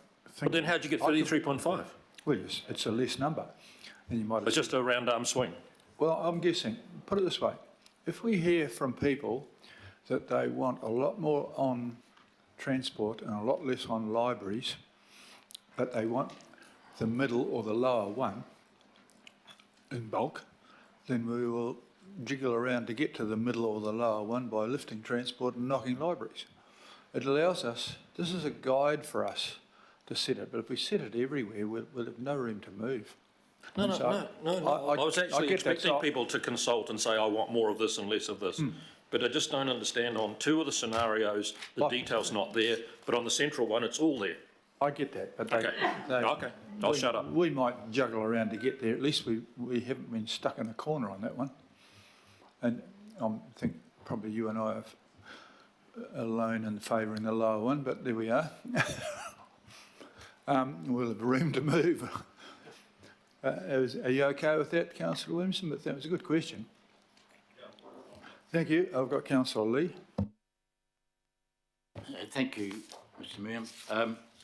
I'll move away from the 100 billion plus, which is kind of equivalent to what they deal with in the US Congress, but to look at the Waiheke Local Board budget for the coming year. You will recall that the governing body meeting, I think it was in November, I did convey the concerns of the Waiheke Local Board about their understanding, their impression that their budget for the coming year was to, capex, was to be drastically cut and disproportionately with the other local boards. According to the Waiheke Local Board, I raised it and got a response from the officers that no, this was news to them. There was nothing disproportionate. However, the answer was not particularly clear at that time, as I may have remarked. However, now that we see the consultation document and we compare it to the document from last year, the Waiheke Local Board was right all along. And their CapEx, comparing the new consultation document to this consultation document, is a 2/3 cut in their CapEx. Now, there may be a reason for that. I do note that it is totally disproportionate when you compare to other local boards. But the thing which I consider is unsupportable is, to this moment, the Waiheke Local Board, despite repeated requests by elected members and staff, have not received an explanation from the finance managers. So what I am requesting now, to avoid the appearance of predetermination, which I believe runs right through this document, the Waiheke Local Board should be given the dignity of an explanation of why their CapEx budget has been cut by 2/3. Can I have an explanation on that now, please? I raised it in November. By now, we should be able to get a clear answer, because this is what has been done to the Waiheke Local Board, and somebody made those decisions deliberately.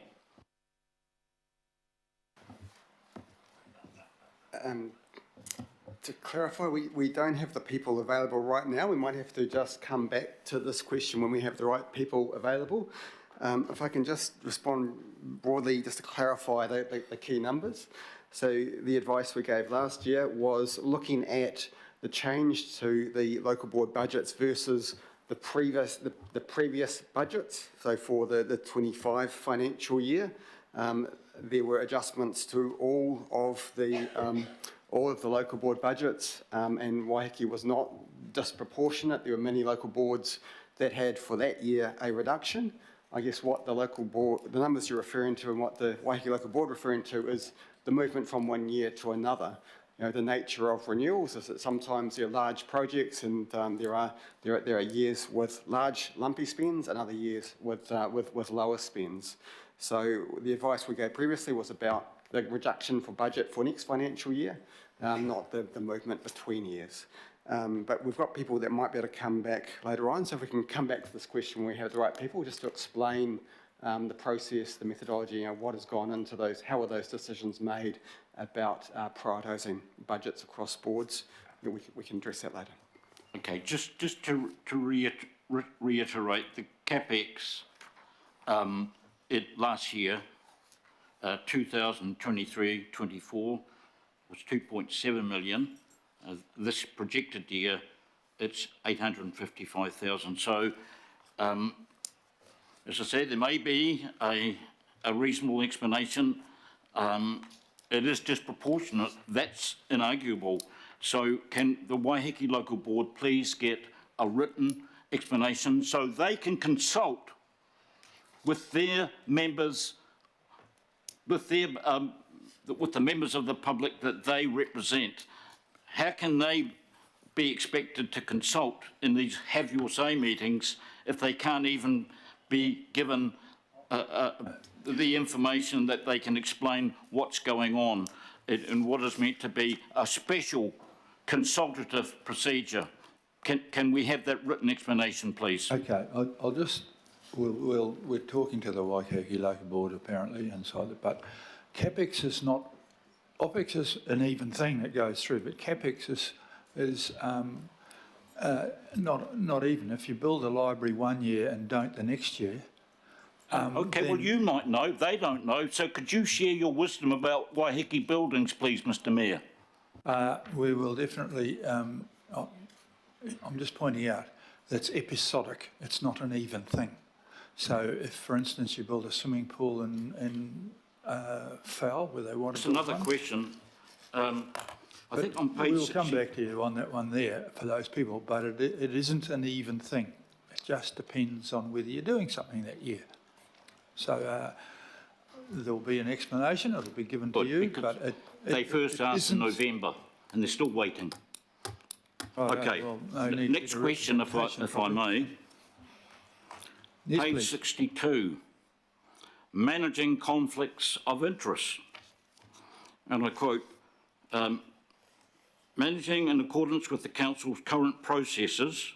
In particular, we will ensure that any party providing independent advice on the proposals will be explicitly excluded from participating in executing any transactions.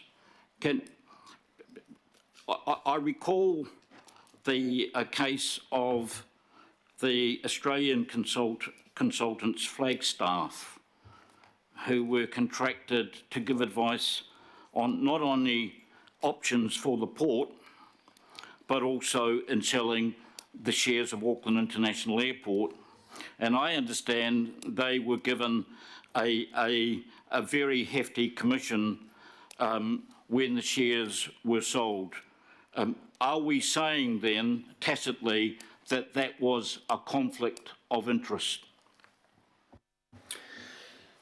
Through you, Chair, I thought we dealt with this one, but no, Flagstaff were paid a fixed fee, which was not dependent on the sale of the shares. They got paid this regardless of whether a sale went ahead or not. Therefore, they weren't conflicted or incentivised by any sale. I think if we look into the future, which is what the LTP is doing here, we're wanting to embed that principle of people not being incented on a sale going forward as well. I think you're quite right, Councillor Lee, that it was a slightly questionable thing. I'll make sure that never ever happens again, and you can be well aware that I gave severe kicking to those involved. It looks to me that this is an admission that having Flagstaff give advice on selling the airport shares and being rewarded when those shares were sold was a clear conflict of interest, and now the council is here tacitly, retrospectively admitting that. Am I right? No. No. But it was, in my view, just unfortunate, inexperienced contracting on behalf of the staff. But it had nothing bad about it. It was just cloth-headed. I'll be raising more about Can we please have an answer our relationship with the Flagstaff people later on, Mr. Mayor. We are discussing the consultation document, not everyone's view on everything else. So okay. if we can come back to that. I've just quoted from the consultation document. And you did. Now, one last question, and it relates to the status of this particular meeting and this particular committee. In normal local government process, when it comes to signing off the annual plan or long-term plan, it's done by the governing body of the council. After this meeting, whatever the outcome, will that a decision be confirmed or otherwise by convening the governing body? Through the Chair, the Budget Committee has delegation under your terms of reference to adopt the consultation document. The only decision that governing body needs to take in this process is final decision making when we adopt the final long-term plan. So that is the only thing that cannot be delegated, and it is not delegated. So when we get to that part of the process, we will do that usual step where we reconvene and the governing body will make decisions on the final. Just to confirm, thank you, just to confirm, this committee I think is only about 6 months old, right? The Budget Committee, so it has been delegated to undertake what is normally undertaken by the governing body of Auckland Council this time. For whatever reason, one can speculate. Is that correct? Through the Chair, yes. So it's all kosher, it's all legally done. Yes, thank you very much. Very much for that. And Councillor Darby, this is questions. Yeah, I don't intend to make any speeches. But other than thank the staff for the changes at 141, 143, thanks for making yourselves available to me and your Chief of Staff. They are substantial changes and they reflect the resolutions, and I'm grateful. I'm satisfied with how it's looking now. It's accurate, and there's probably a few things on the edges, but I'll let it go. Can I just go to, there is a couple of typos in there, but I'm sure you'll pick them up. Can I just go to 64? Fundamental question, Ross, you said that the financials, the financial projections from the port company have been reflected here. Did I hear you correctly say that? Yes, those are they provided information as part of the budget inputs, as did every other part of the group, that were fed into the meal proposal, and we've used those projections. We haven't used anything else. Okay.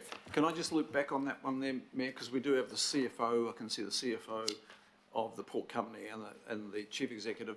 Can I just ask possibly the CFO or the Chief Executive, are the financial projections as seen in the consultation document, are they what your organisation see as accurate and fair? Thanks, Councillor Darby. What I'd say is that we have not formally seen the detail of the numbers, even though we have asked a couple of times to do that, to assist staff. But what I would say is that they appear to be directionally correct, and they appear to be built off the long-term budget submissions we did a significant period of time ago and the work that Flagstaff did. Okay, can we leave it to our finance and the Chief Executive to tidy that particular issue up? Can we have that assurance? Absolutely. I mean, the thing is that the Finance Committee are taking information from the CCOs. They're not fiddling with it. Yeah, well, what I'm hearing there is that just needs to be a loop closed, I think. And I'll leave it there. Just in terms, while I've got you, Roger, our resolutions talked about the reinvestment into the future fund of dividends and capital returns. So the projections are about dividends, and of course, capital returns is a more difficult thing to pick. Is there any, should we be signalling that there could be capital returns? What would trigger capital returns from your company? Something that could be on the horizon. Yeah, I mean, if we were to get to a position where we ended a significant capital investment program and we were continued to generate superior dividends or superior sort of cash flows, then there may be a situation then that there could be additional returns to the council. And I'd also say the dividend flows as they're projected also grow relatively conservatively, which is, I think there's potential for upside there as well in the status quo model. If I could add to that as well, I'm not quite sure about the term capital returns, but to the extent that the port continues its increasing trend towards improving its profitability, that adds to the sale value of the operating lease as well. Yeah, I'm talking about the ongoing public ownership business that we're dealing with at the moment. Okay, there is, I think there's a typo on page 65. I'm assuming these things are still get picked up. There's a percentage missing in about the third down on 65. Can you spot that, Ross? X percent in 25-26. I'll leave that one with you. And then over the page at 66, can I just reconcile some of the scoring here? Can you explain the relationship between the second to bottom line at 66? Oh, and I just want to go back actually. Sorry, I'll go back to 64. There are figures there, figure 4, figure 5, figure 6. They're not explained. Those figures are not explained in the paragraphs above. If you're reading that, it's very difficult to follow. Can we just get some description as to what those figures are? Because there's nothing above. It talks about the table below, but of course there's not a table, there's tables, there's three. Yes, we'll get those fixed. I think what you're referring to is some XX%, which talks to debt to revenue impact, so we'll get that figure put in. And in terms of the those lines, those figures, what we had in the earlier version, which was before it was designed, we had those interspersed amongst the text, so it was kind of really clear. But in this design version, they've been put into one place. So yes, we'll need to go in and add the reference to the figures in this design version for it to make sense. Thanks for picking those up. And the last area, Mayor, is can you just explain or reconcile for me on it's on page 66, and it's the projected financial contribution, that line of 18, 12, 17, and 1. Can you just look at the 17? How does that relate to if you go up to, so that's under option 3, and if you look at self-insurance resilience, so you come across and it reads, it's got 1 tick for limited ability to self-insure, etc. Limited ability, it's got 1 tick in that category. Can you just reconcile it with the projected financial contribution at 17, which is only 100 million less than the financial contribution for the inclusion of a lease? Does that make sense? Yeah, through you, Chair, just on the self-insurance, the limited ability means that because the fund's a lot smaller and you had a large claim affecting the fund, your ability to pay future dividends would be severely impacted. So I'm getting to, as a single tick, a fair representation of an outcome where in option 3 compared with option 1, without the port lease, but with the airport shareholding. So your option 1 has a much larger fund because you've got both the proceeds from a port and the airport. Option 3 is just for the airport. You've got a much larger fund in one option compared to another, and therefore the ability to do self-insurance, if there is a large self-insurance claim and still pay dividends, is impacted. If I can try and tie together one little other piece of information, it's not the projected financial contribution that underpins the support of the insurance program, it's the size of the fund itself.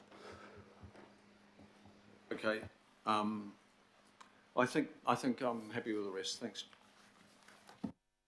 Thank goodness for that. Right, I've got no more questions. If you want to retire, we'll go through the comments, which... Thank you very much for your work, particularly Tamsin and Ross.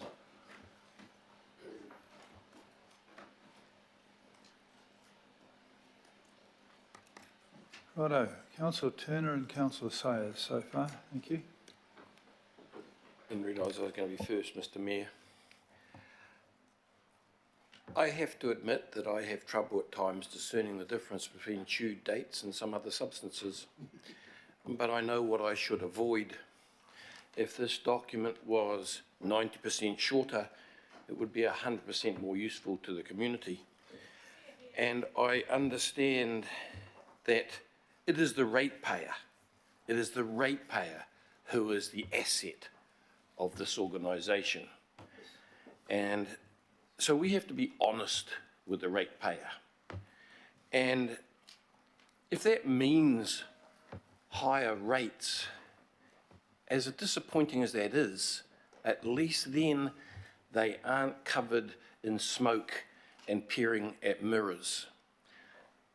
The way I take this, and I have had lots of talks with lots of people in this place who have gone to a lot of trouble to try to train me, and I appreciate that, but this is us pilfering away our asset and putting it in a bucket so that we can use it to pay our running costs until it's all gone and we're back at exactly the same place.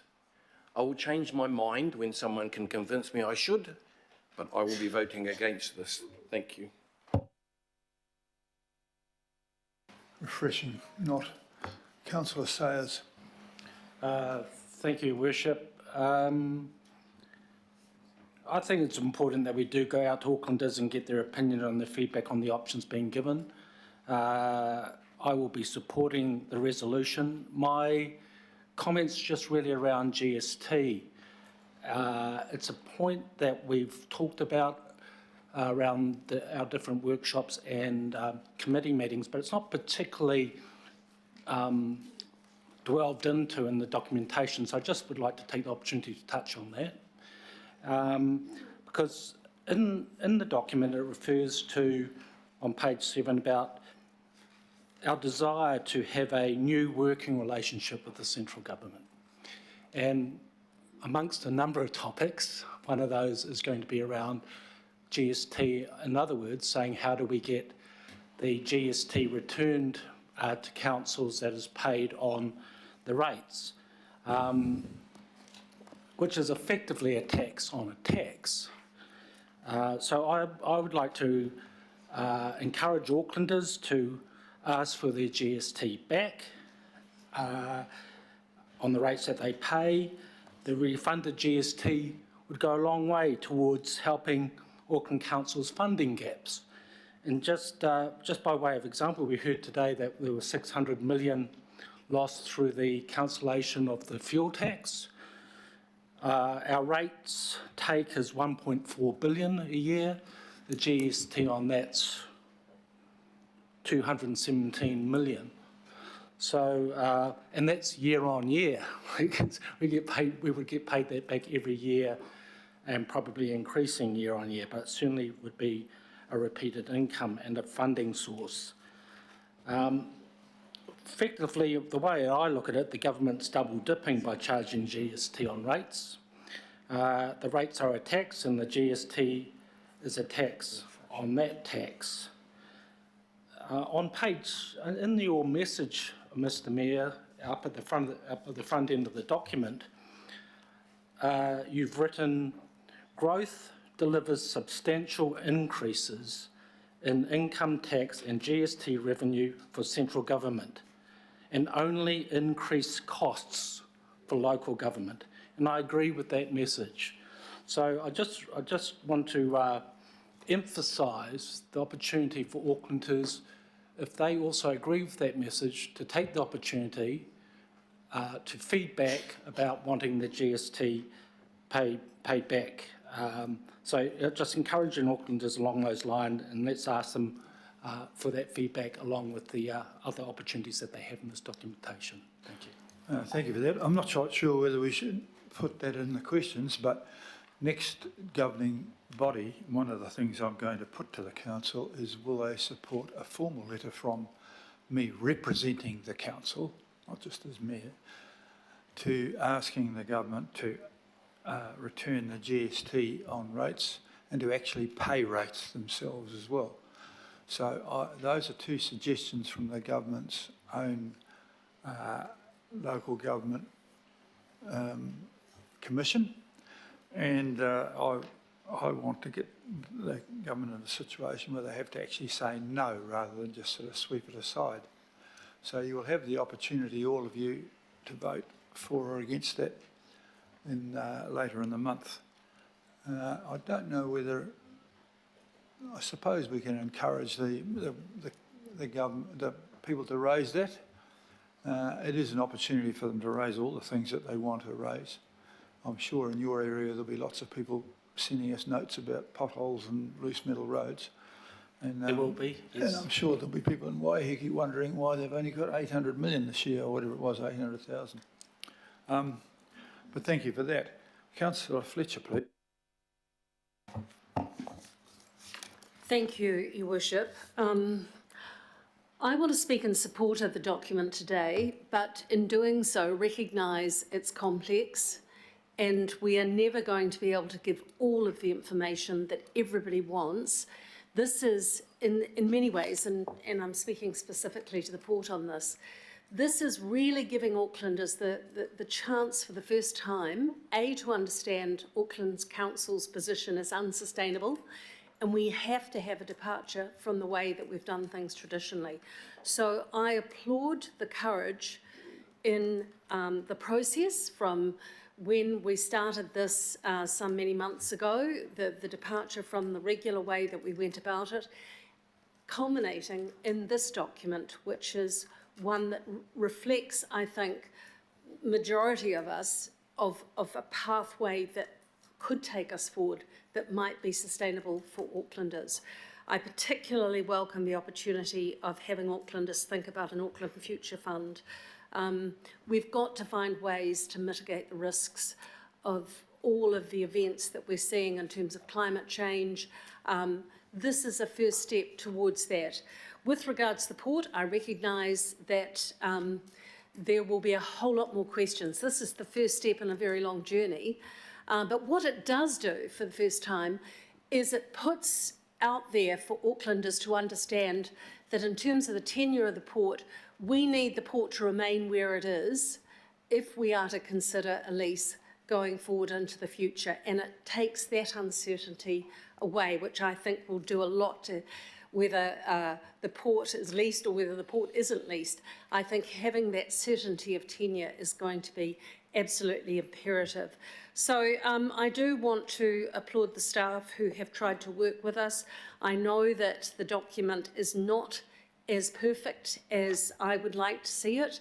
I, along with Councillor Dalton and others, sat through a very long afternoon with the Audit Committee yesterday, and I know that we all grappled with this. We understood that there were a whole lot of things we would have liked more context and detail on, but in terms of a first start, a first cut of going out to the public, treating them with the intelligence that I know that they have and the maturity to say, the situation isn't sustainable, here are some options, what do you think about that? I think in that respect, this is to be applauded, and frankly, anything is refreshing to me after what I found absolute dishonesty under former councils, where we were assured at this stage in the LT process, oh, there's no crisis, no, everything is fine, everything's sustainable.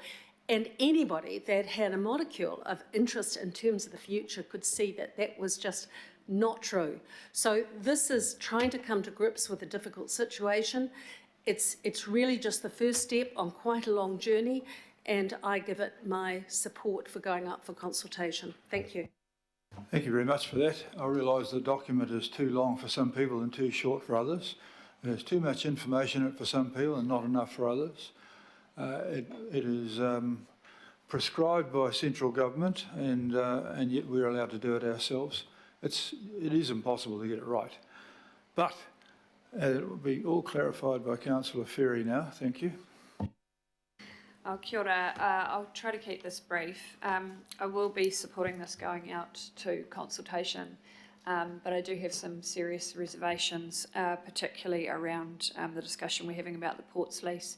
Some of the issues I've raised about the future fund. I'm not against the idea of a future fund, but I am concerned that we're not putting out the real transparency around what the net position might be.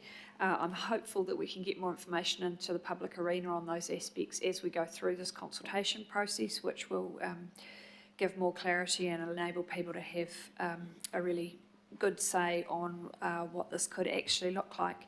I just wanted to clarify on the local board funding equity part of the proposal, which is I chair the joint governance working party, which has been working on this.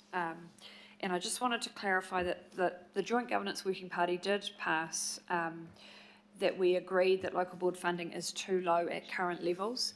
So I think it is really important that that reference on page 110 is made clearer. I think we did have a discussion, and thank you to Councillor Hills for raising this.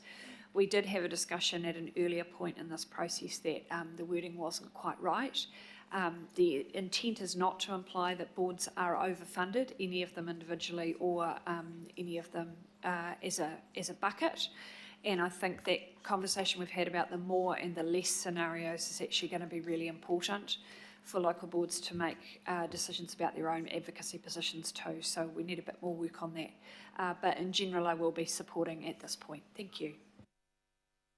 Thank you, Deb. We don't have to support everything in this until support it going out to be heard from the public. I mean, it's not everything in here I'm mad about either, but Councillor Dodd. Thank you. Councillor Baker, were you going to speak? Oh, you go. Have you got Councillor Baker? I was waiting to hear him. I'll be supporting this to go out for consultation too. And look, I'm really excited that we can talk to Aucklanders about the Future Fund. It's challenging not having all the information ourselves that is yet to come, but in principle, we do need to look at a way forward for the future of our city. Look, I think if there was anything that I probably wish that I hadn't agreed to, that was putting Bledisloe Terminal on the table. And, you know, now that I read that if the lease went ahead, that's $300 million less potentially. But more than that, it's giving Port of Auckland certainty for the future. And I see a future where we have cruise. I see cruise not interrupting the ferries, and I see Port of Auckland being able to provide that solution really, really quickly if they had certainty over their footprint. So in terms of returning the other two wharves, I think vision and ambition is a great thing, but timing is everything. And I have buildings in my ward that need their roofs fixed. They need millions of dollars for their roofs fixed. Those are the priorities. My Aucklanders do not want to swim at the bottom of Queen Street, but I accept the vision and I would support that vision, but timing is everything because we have been really tight on being able to invest in our communities. So the information, Councillor Darby, you've done a really good job of page 1411. In there has made quite a bit of difference, but it's such a complex topic to be able to speak to Aucklanders about returning the wharves, but specifically Bledisloe. So once we get our debate on after consultation, we'll be able to get into the nuts and bolts of that. But other than that, thank you, Finance, for all of the work that you've done on this, and it's been huge. And thank you, Your Worship and councillors. Thank you very much for that. Quite a few of your Aucklanders were at the Red Bull cliff diving. Are you sure? Are you sure? Yeah, absolutely sure I am. There's 100,000 Aucklanders show up to that, which is an investment from Tātaki of 120,000, was a very good one. But nevertheless, beg your pardon? Councillor Watson, please. Just a couple of quick comments, Mr. Mayor. There's 693 pages in the supporting information. There's 151 pages in the consultation document itself, and there's 9 pages in the feedback form. That makes the feedback form, the wording, the sequencing of options, and the print that associates it all the more important. While there are people in the community who will dutifully, go through the doctoral thesis and trying to disseminate everything that's in there, for the people, the vast majority of which that do bother to respond to this, they're guided largely by the feedback form. In my experience, they look at that. That can be a bit of a challenge itself. I've pointed out I don't plan to labour the point anymore. In at least one of the subjects for consultation, there are shortcomings in my view in that. It reminds me a little of the last election in America when Donald Trump was asked about his plans for Medicare, and he said, "Oh no, we're going to have a system that's great. And that was his answer. Well, there's a kind of element of that in the option for North Harbour Stadium. You know, we're going to better deliver for the needs of the North Shore community. It's that kind of pompous leading that has no substance to it. And for people that are just going through the feedback form, looking to tick off, that's a dangerous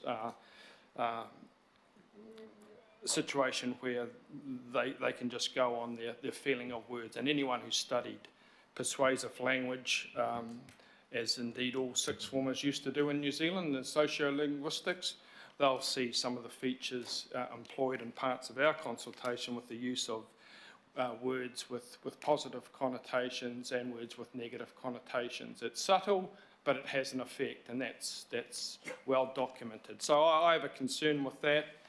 There are some big items this time round. There's a lot at stake to do with the ports, to do with the remnant of the airport shares. This is as big as it's been in the time I've been on this council, so that makes what appears here all the more important. So having said that, Mr Mayor, it has to go out for consultation.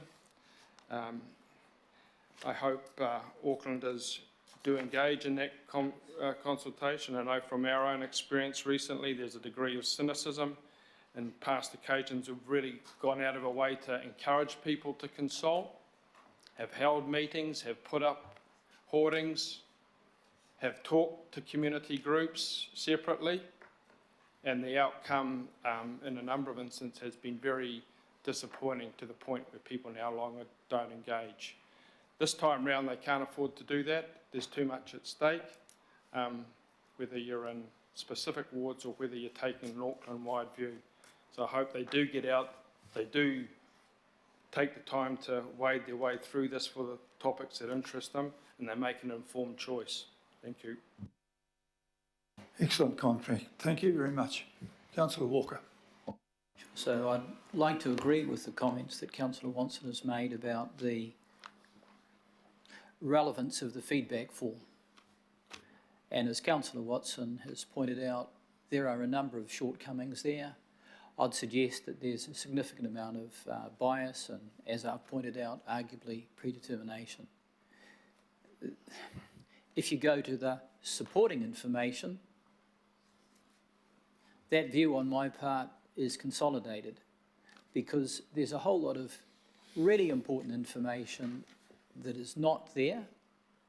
One of the things that we're consulting on is an alternative operator. That would be an alternative operator to Tautaki Auckland Unlimited, who've run the stadium down.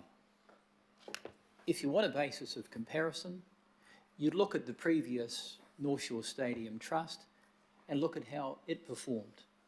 You'd look at the full stadium crowds. If you were illustrating the stadium with a picture, rather than the picture of the backside of the stadium, which is what we have and what we're going out with, you'd actually have the picture that's on the website, if you look up North Harbour Stadium, that shows the stadium in all its glory, probably when the All Blacks were playing there, and it was full. So the very picture that we conveys is actually biased and not portraying that stadium in all its glory. What's not there that should be? There should be some information around the value of that stadium. I think back in the day it was $40 million. I don't know what the replacement cost would be today, but it would be huge. Nor is there any mention, as I pointed out, of the tremendous loss to the North Shore, to North Harbour, that whole significant chunk of Auckland that's growing, who will no longer have any of the content that they previously had in terms of concerts, in terms of the All Blacks, in terms of league, football, FIFA. They're going to be totally lost to the North Shore. That's not being pointed out. the word that's being used is deconstruction. I think most of us know what deconstruction is. Any of you that watch MasterChef and the like understand how they deconstruct things in terms of cakes and the like. That's not what we're talking about here. It's demolition. Demolition. And that is what was described by Auckland Unlimited in the lead up to this. So we need to be honest with Aucklanders. And in my opinion, we're not doing that. If we're going to enable people to submit around financials and alternative operational management, you need to convey some financials, particularly the previous financials. I asked a question around whether depreciation was in the operational cost. I was told no. I know that from my understanding to be not the case. That's some information that we had conveyed to us today, which in my opinion was wrong. So we really have to give good information. And we need to give an alternative picture of a stadium that's well run as it was in the past. So frankly, Mr. Mayor, it's going to be up to the good people of the North Shore to see through this. I'm sure there'll be a lot of them, particularly the people that put their blood, sweat and tears into building the stadium, because it was built on the basis of the backs of donations and a huge amount of effort that people will have put in. So I would suggest, if there's one thing that we see from this plan that we go out for, it will be a rallying cry from the North Shore, from north of the bridge, from all of those communities who do value the stadium, who want to have content in there, and they will see through the cheap buy-off that I see also inherent in this. So I have some confidence that they will see through this and we'll have a lot of submissions. What follows from that is, I would hope that you, Mr. Mayor, and the fellow councillors will listen to those people, especially from the North Shore. And if they say they want to keep the stadium, they want to see an end to the dysfunctional management, that it can be done better, that we will listen and not take apart a precinct for a stadium which is the only one in New Zealand where there are no issues around noise or sound or parking or transport or many of those things. And this is the most recent stadium in Auckland. Thank you. Righto, that's good. Councillor Anderson, please. Oh, good day. Thanks, Mr. Mayor. Look, firstly, I want to thank staff, because I know you you travel around the city at night and you see the 135 building and you see the lights on.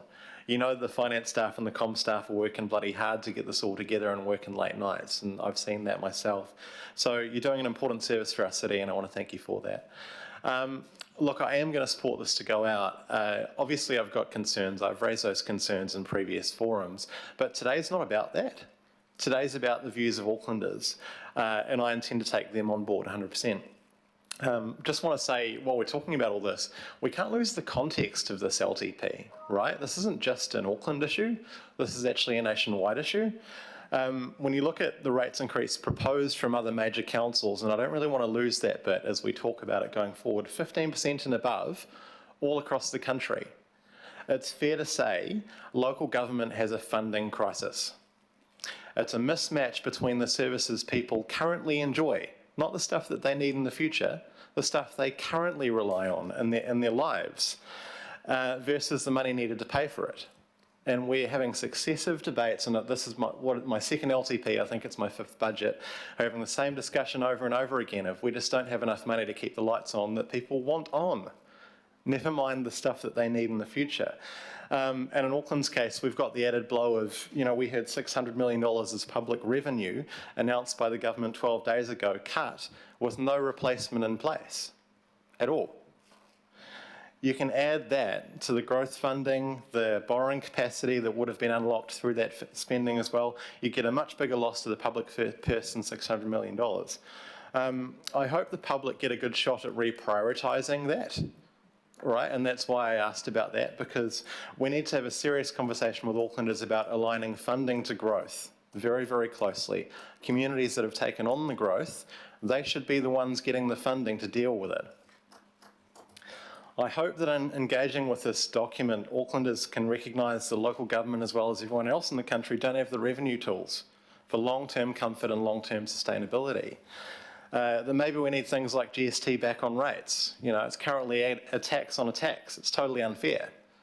I hope that we don't lose sight of these big discussions and we actually keep advocating as strong as we can for a strong financial future for the city. Finally, I just say, look, this document does require Aucklanders to make really hard choices. We all get that. We all get we're in a really tough situation as a city. I'd encourage people to both fill out the document, but also talk to your local board members. Talk to your ward councillors that we're here to represent you. This is our job. And these direct conversations are really, really important so that we can act in your interests. So we've got huge problems, and I look forward to Aucklanders' ideas on how to solve them. Thank you, Mayor. That's what the consultation is about. Well summed up. Thank you very much. Councillor Baker. Thank you. So first off, I just want to, and as has been done, I just want to acknowledge the staff, not only for the amount of work they've done, but the way in which they have sat here and endured all sorts of shots across the bows. Yes. And some of the language used. And it's a pity sometimes that we don't have the same rules that exist in Parliament about how we can say things, and some of the things that are said around here just bemused me sometimes, without basis, without fact, and I guess the way in which our staff have to endure that makes me angry sometimes. But you know, so well done to you guys, and I really do want to acknowledge that the hours you have put in. I guess for me, the top of page 8 has a thing that I think should be in bold and in about 16 or 17 font, and that's look to do things differently, rather than assume that things need to cost so much and remove barriers to pragmatic solutions. You know, that's what people are looking for. That's what people are looking for from this council. That's what the Mayor was elected on.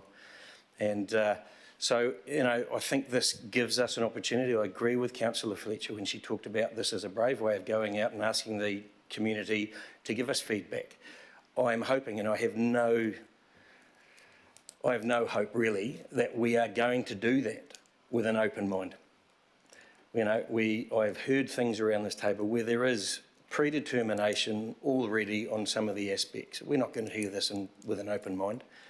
There is predetermination on a number of aspects here, so I want to hear from the public. This is consultation. I don't know what the alternative to not voting this through today is, but it would be chaotic.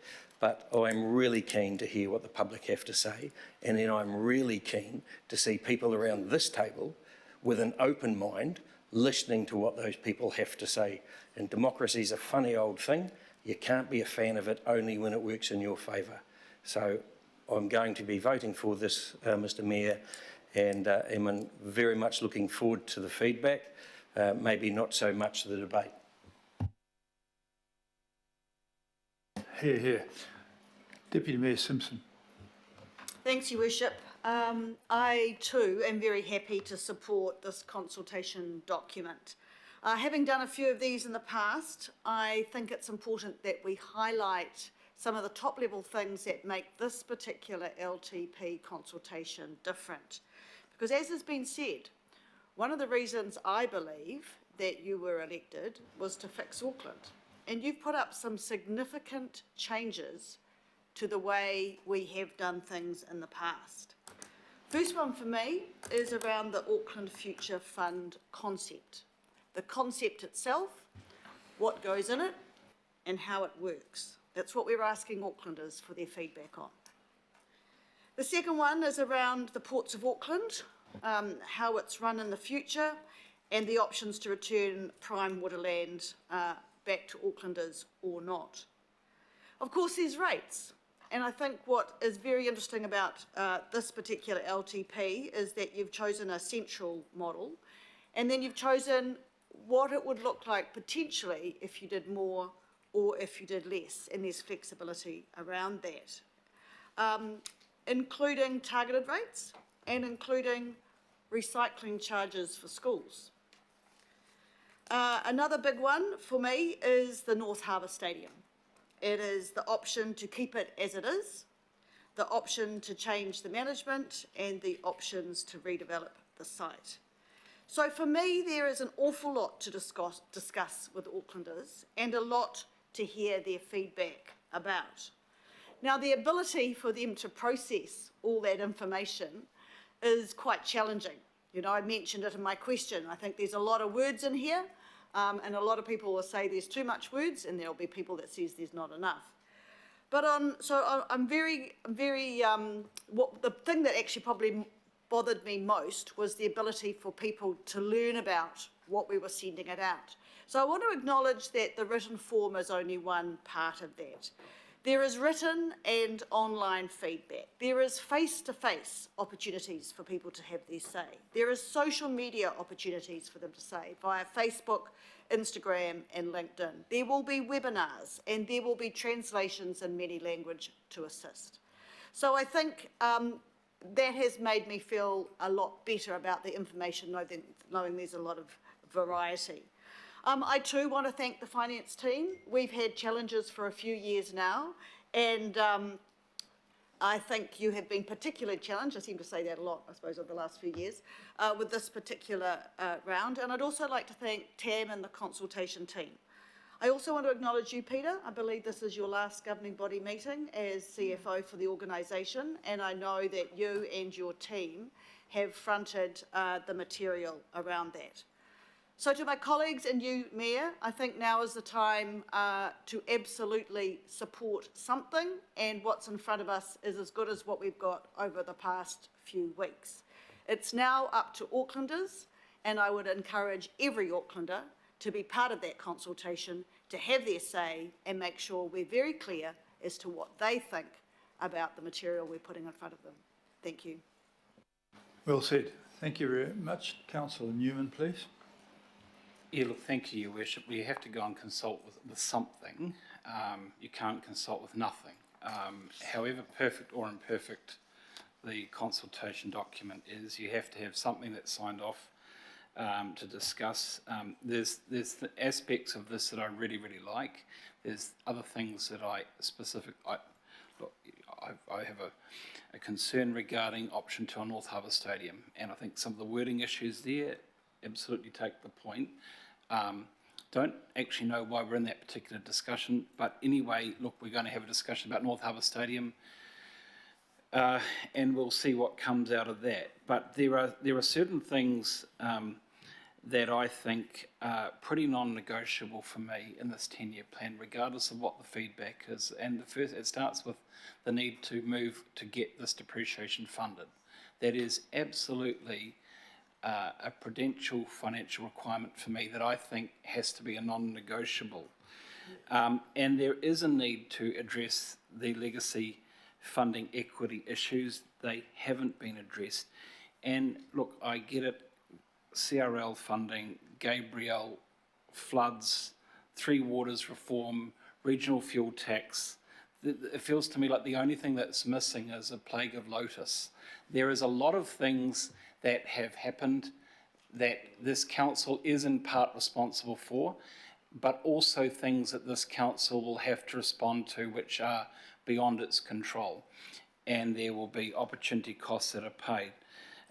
Your Worship, if I'm honest with you, I don't know what the budget will look like that commands a majority of support around this table. I'm actually quite nervous about that, very nervous about that, because I feel that there is a need to grapple with some of these issues, and I'd like to think that I'd put my hand up during this term to try and vote for that, but I just don't know what a majority will look like, and I would like to think that this council will pass a budget later this year, because there is a need to do certain things. There is absolutely a need to continue to fund regional capital works, and there is a need, for example, I mean, look, our animal management staff, by way of example, can't be euthanising dogs that shouldn't actually be euthanised, but we have to do it anyway because we've run out of capacity to accommodate enough shelters. So there are things that we have to do. They are statutory, they are non-negotiable. At the same time, it's embarrassing to look at the cost of raised tables and pedestrian crossings. That is so embarrassing to think that after generations have been able to somehow survive crossing the road, that the cost of crossing the road now to do it safely will be exponentially higher than it has been previously. The one thing that I would say, Your Worship, and I've got lots of discussions to have with my constituents and I'm with officers tonight at a meeting in Hill Park about a matter that you have raised with me, and we'll talk about that with constituents, and people are very concerned about the cost of this council as well as the implications on their rates bill. I always think that council needs to try and show value for money, but also to try and be convenient in the lives of our constituents. Concurrent to this, we're about to start an engagement on a waste management minimisation plan that will cut, if some people have their way, we'll see people's rubbish collection service reduced from weekly to fortnightly in due course. People will equate that to cost of council going up, services to them going down. And I would be very reticent about some of those concurrent discussions and changes that could fall out of that. So, Your Worship, something has to be consulted on. If people don't like it, that's fine, but I would simply like to have further negotiations to try and get a budget together that will pass later this year and which will grapple with some of these issues which have not been properly addressed for perhaps far too long. Thank you. Thank you very much for that. Hard to disagree with any of that. Councillor Foley, please. Thank you, Chair. Hopefully you can hear me. I won't turn on my camera because I've got a big swollen eye and I don't want people to be put off their lunch. But thank you for the discussion so far. I agree with what Councillor Henderson was saying, that there are fundamental issues here around how local government is funded, and we're seeing that across all of councils that are struggling with how they're going to pay for things. But in terms of what's before us today, I am going to support the consultation documents to go out for consultation. Like others, I have concerns as well, but I'm happy for this to go out. At the Audit and Risk Committee yesterday, we heard from staff, we heard from the Audit New Zealand team and our legal team. And so I have at least that peace of mind that what's going out meets all of our legal requirements. And as others have said, including the Deputy Mayor, it's really up to Aucklanders now to come back and tell us what they think. And I'm really happy as well from earlier workshops with Kenneth Ayalupute and his team, who assured us that they are going to have lots of different ways to reach and to engage with Aucklanders across the city. And so I hope to hear from people.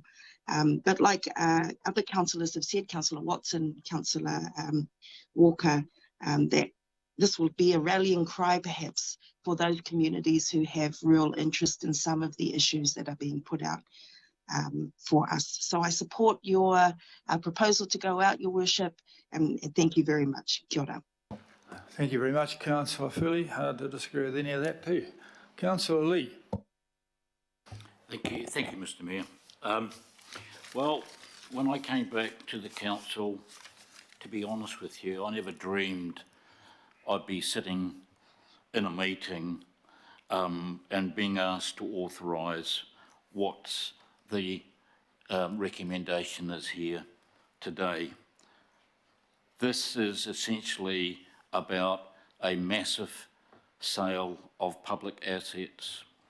Unprecedented, actually, given the scale in the history of local government in New Zealand. One would have thought that Thatcherism, Rogernomics and euthanasia was long in the past, but sadly it's not. When I stood for council, as I normally do, I made it very clear that I opposed the sale of public assets, namely the ports of Auckland, which since I came into politics in 1992, have had a lot to do with retaining its public ownership, indeed extending it to 100%. So I made it very clear that I don't support asset sales, and that's a mandate I have. I don't think anyone in this room, including the Mayor, mentioned at all that they were considering selling public assets. Selling public assets in an election campaign is political death. Even central government politicians don't go there. But here we are. There were promises to fix Auckland Council, and clearly it needs fixing. But my concern is, and I've heard members talk about a funding crisis or funding shortage. We don't have a funding crisis. We have a spending crisis. We have systemic failures in the model we use of outsourcing to ensure value for money, whether it be the CRL, and you can say a rail tunnel, 3.4 kilometre rail tunnel, despite what happens overseas routinely, is a major technical challenge. But even a 1 kilometre cycleway is a major technical challenge and a major cost challenge nowadays. It's a systemic problem, and selling down our assets will not solve the problem. In fact, it will fuel it, just like petrol will fuel a fire. A young person who came to this council was a student, still a teenager, and heard the debate last year on the airport sale, told his father, and his father told me, he said, "Dad, selling the airport, and now the port in effect, is like the parents getting their drug addict son to sell the family home." You can imagine what would happen. And so this young man could see clearly the problem here that we seem to be missing, that making all that cash available, asset stripping the people of Auckland and liquidating those assets and putting cash into a so-called future fund will actually, in effect, create a slush fund. Let's be honest about it. That fund will last about as long as the poor old diversified asset fund, which was expropriated from Auckland Council Investments Limited, cashed up and spent down in no time at all. That's a problem. So I have a problem with the substance of this long-term plan, but I also have a real problem with the process. This is meant to be, by law, a special consultative procedure, but it seems to me we're doing the same old thing as per normal. There's nothing particularly special about this at all. The PR campaign may be a bit more glossier, but essentially the public of Auckland who own the airport, who own the port, will not be able to present, as normally done in local government annual plans, to present directly face-to-face their views to their elected representatives, the councillors and the mayor. Only selected, what are they called, special stakeholders, strategic stakeholders or whatever, a privileged in-group, they'll be able to have a say. The developers were able to have hearings. The people who were interested in Maori wards were accorded the privilege of hearings, but not the people of Auckland when it comes to the fate of their intergenerational publicly owned assets.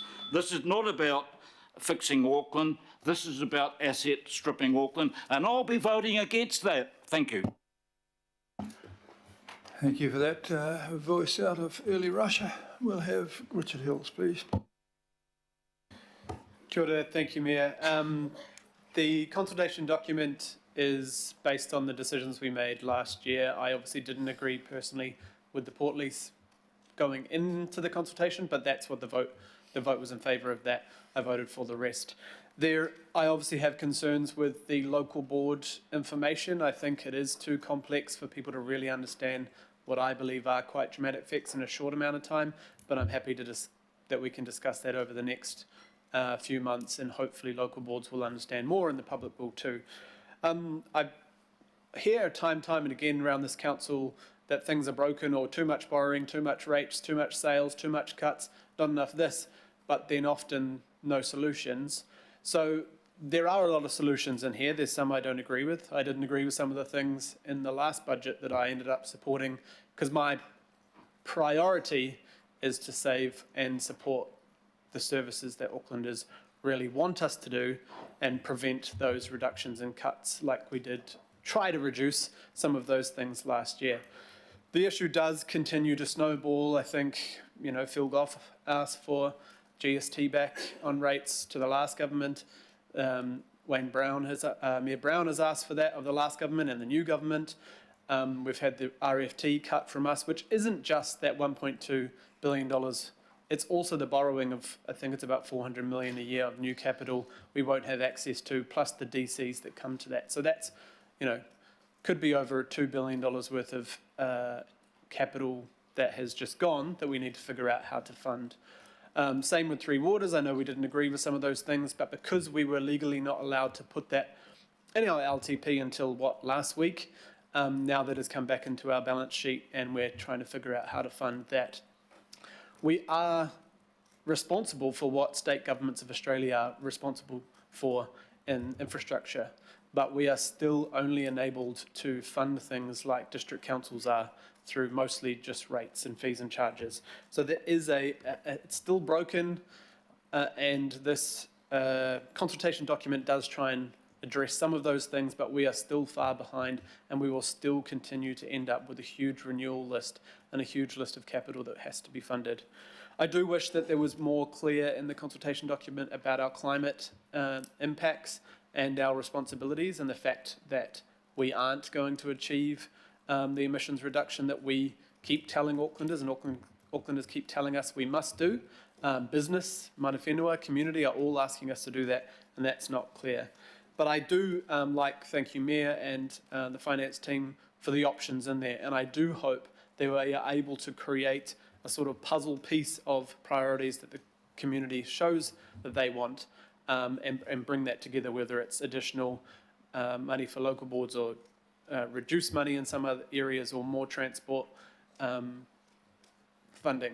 We do talk a lot about speed bumps and cycleways here, but to there's a few road rehabs happening in our ward right now. Some of those, just maintenance, is over $5 or $6 million for one stretch of road just to replace road. So when we talk about a couple $1 million for a cycleway, but we talk about roads, 7,000 kilometres of them that need to replace, we're talking about multi-million dollars just in replacing those. So we do need to figure out how we move people around this city safely, and how we get kids walking and cycling to school so we're not congested every week of the year apart from the holidays. And some of that isn't in this document, and I'm sure the conversations will continue. I think largely the document has been pretty well done. People want more, people want less, but I think if people want to dive deep into this, they will. But I just want to make sure we get Aucklanders to have their say. So I'm hoping that we get a big turnout of voices across all the documents and questions in here. Thank you, Mayor. Thank you very much. Well, that sums it up pretty well. Everyone's got this. Councillor Newman's right. No one knows what the budget's going to work out as, because we are going to listen to Auckland. We are voting for putting this out to Auckland, so a vote against it is that you don't want Aucklanders to have a say. We've heard about depreciation, local boards, future fund. There's views for and back and all these things. Not in favour. No one's in favour of every single piece in this. Some people it's too long, some people it's too short, some people there's too much information, some people there's not enough, so it's about right. There are words about deep words. I know we've had a lot of stuff, but the very word that will produce the consultation about the North Harbour Stadium is the word North Harbour Stadium. That will produce it. You don't have to worry about the details about it. We're going to hear about what the people think about it. And I'm looking forward to hearing about what Aucklanders think about it. That's the whole point of this. So I'm now going to put the vote And no one's asked for it. Yeah, Microphone. can't hear you. In an instance where a councillor wants to record their opposition to part of what we're going out with, for example, in my instance, that would cover off North Harbour Stadium, is it possible to have that recorded? Absolutely, it does show that you are not open-minded, of course, doing that, but I'm quite happy to have you do that. Well, that's your view that I'm not open-minded. Beg your pardon? No, I won't carry on. So those that want to announce bits and pieces they don't like, I mean, we'll be here for hours, but you're welcome to if you wish. At this stage, I'm just going to put it, and all those in favour say aye. Aye. And the contrary? Against, please record my vote. Recorded vote requirement from councillors Turner and Lee. Completely against? Beg your pardon? Is that completely against? Completely against, and a partial against from councillor Walker, is that correct? And Watson? I'm happy to convey some words to the officers, but essentially it will cover off issues to do with North Harbour Stadium. Okay, well, you're in favour of going out, but you're not happy about the North Harbour Stadium. We'll record that for those two. Is that correct? Microphone, please. Microphone. Sorry. We're just recording our concerns over the documentation relating to North Harbour Stadium. Okay, fair enough. We're not expressing a view. No one would ever think that.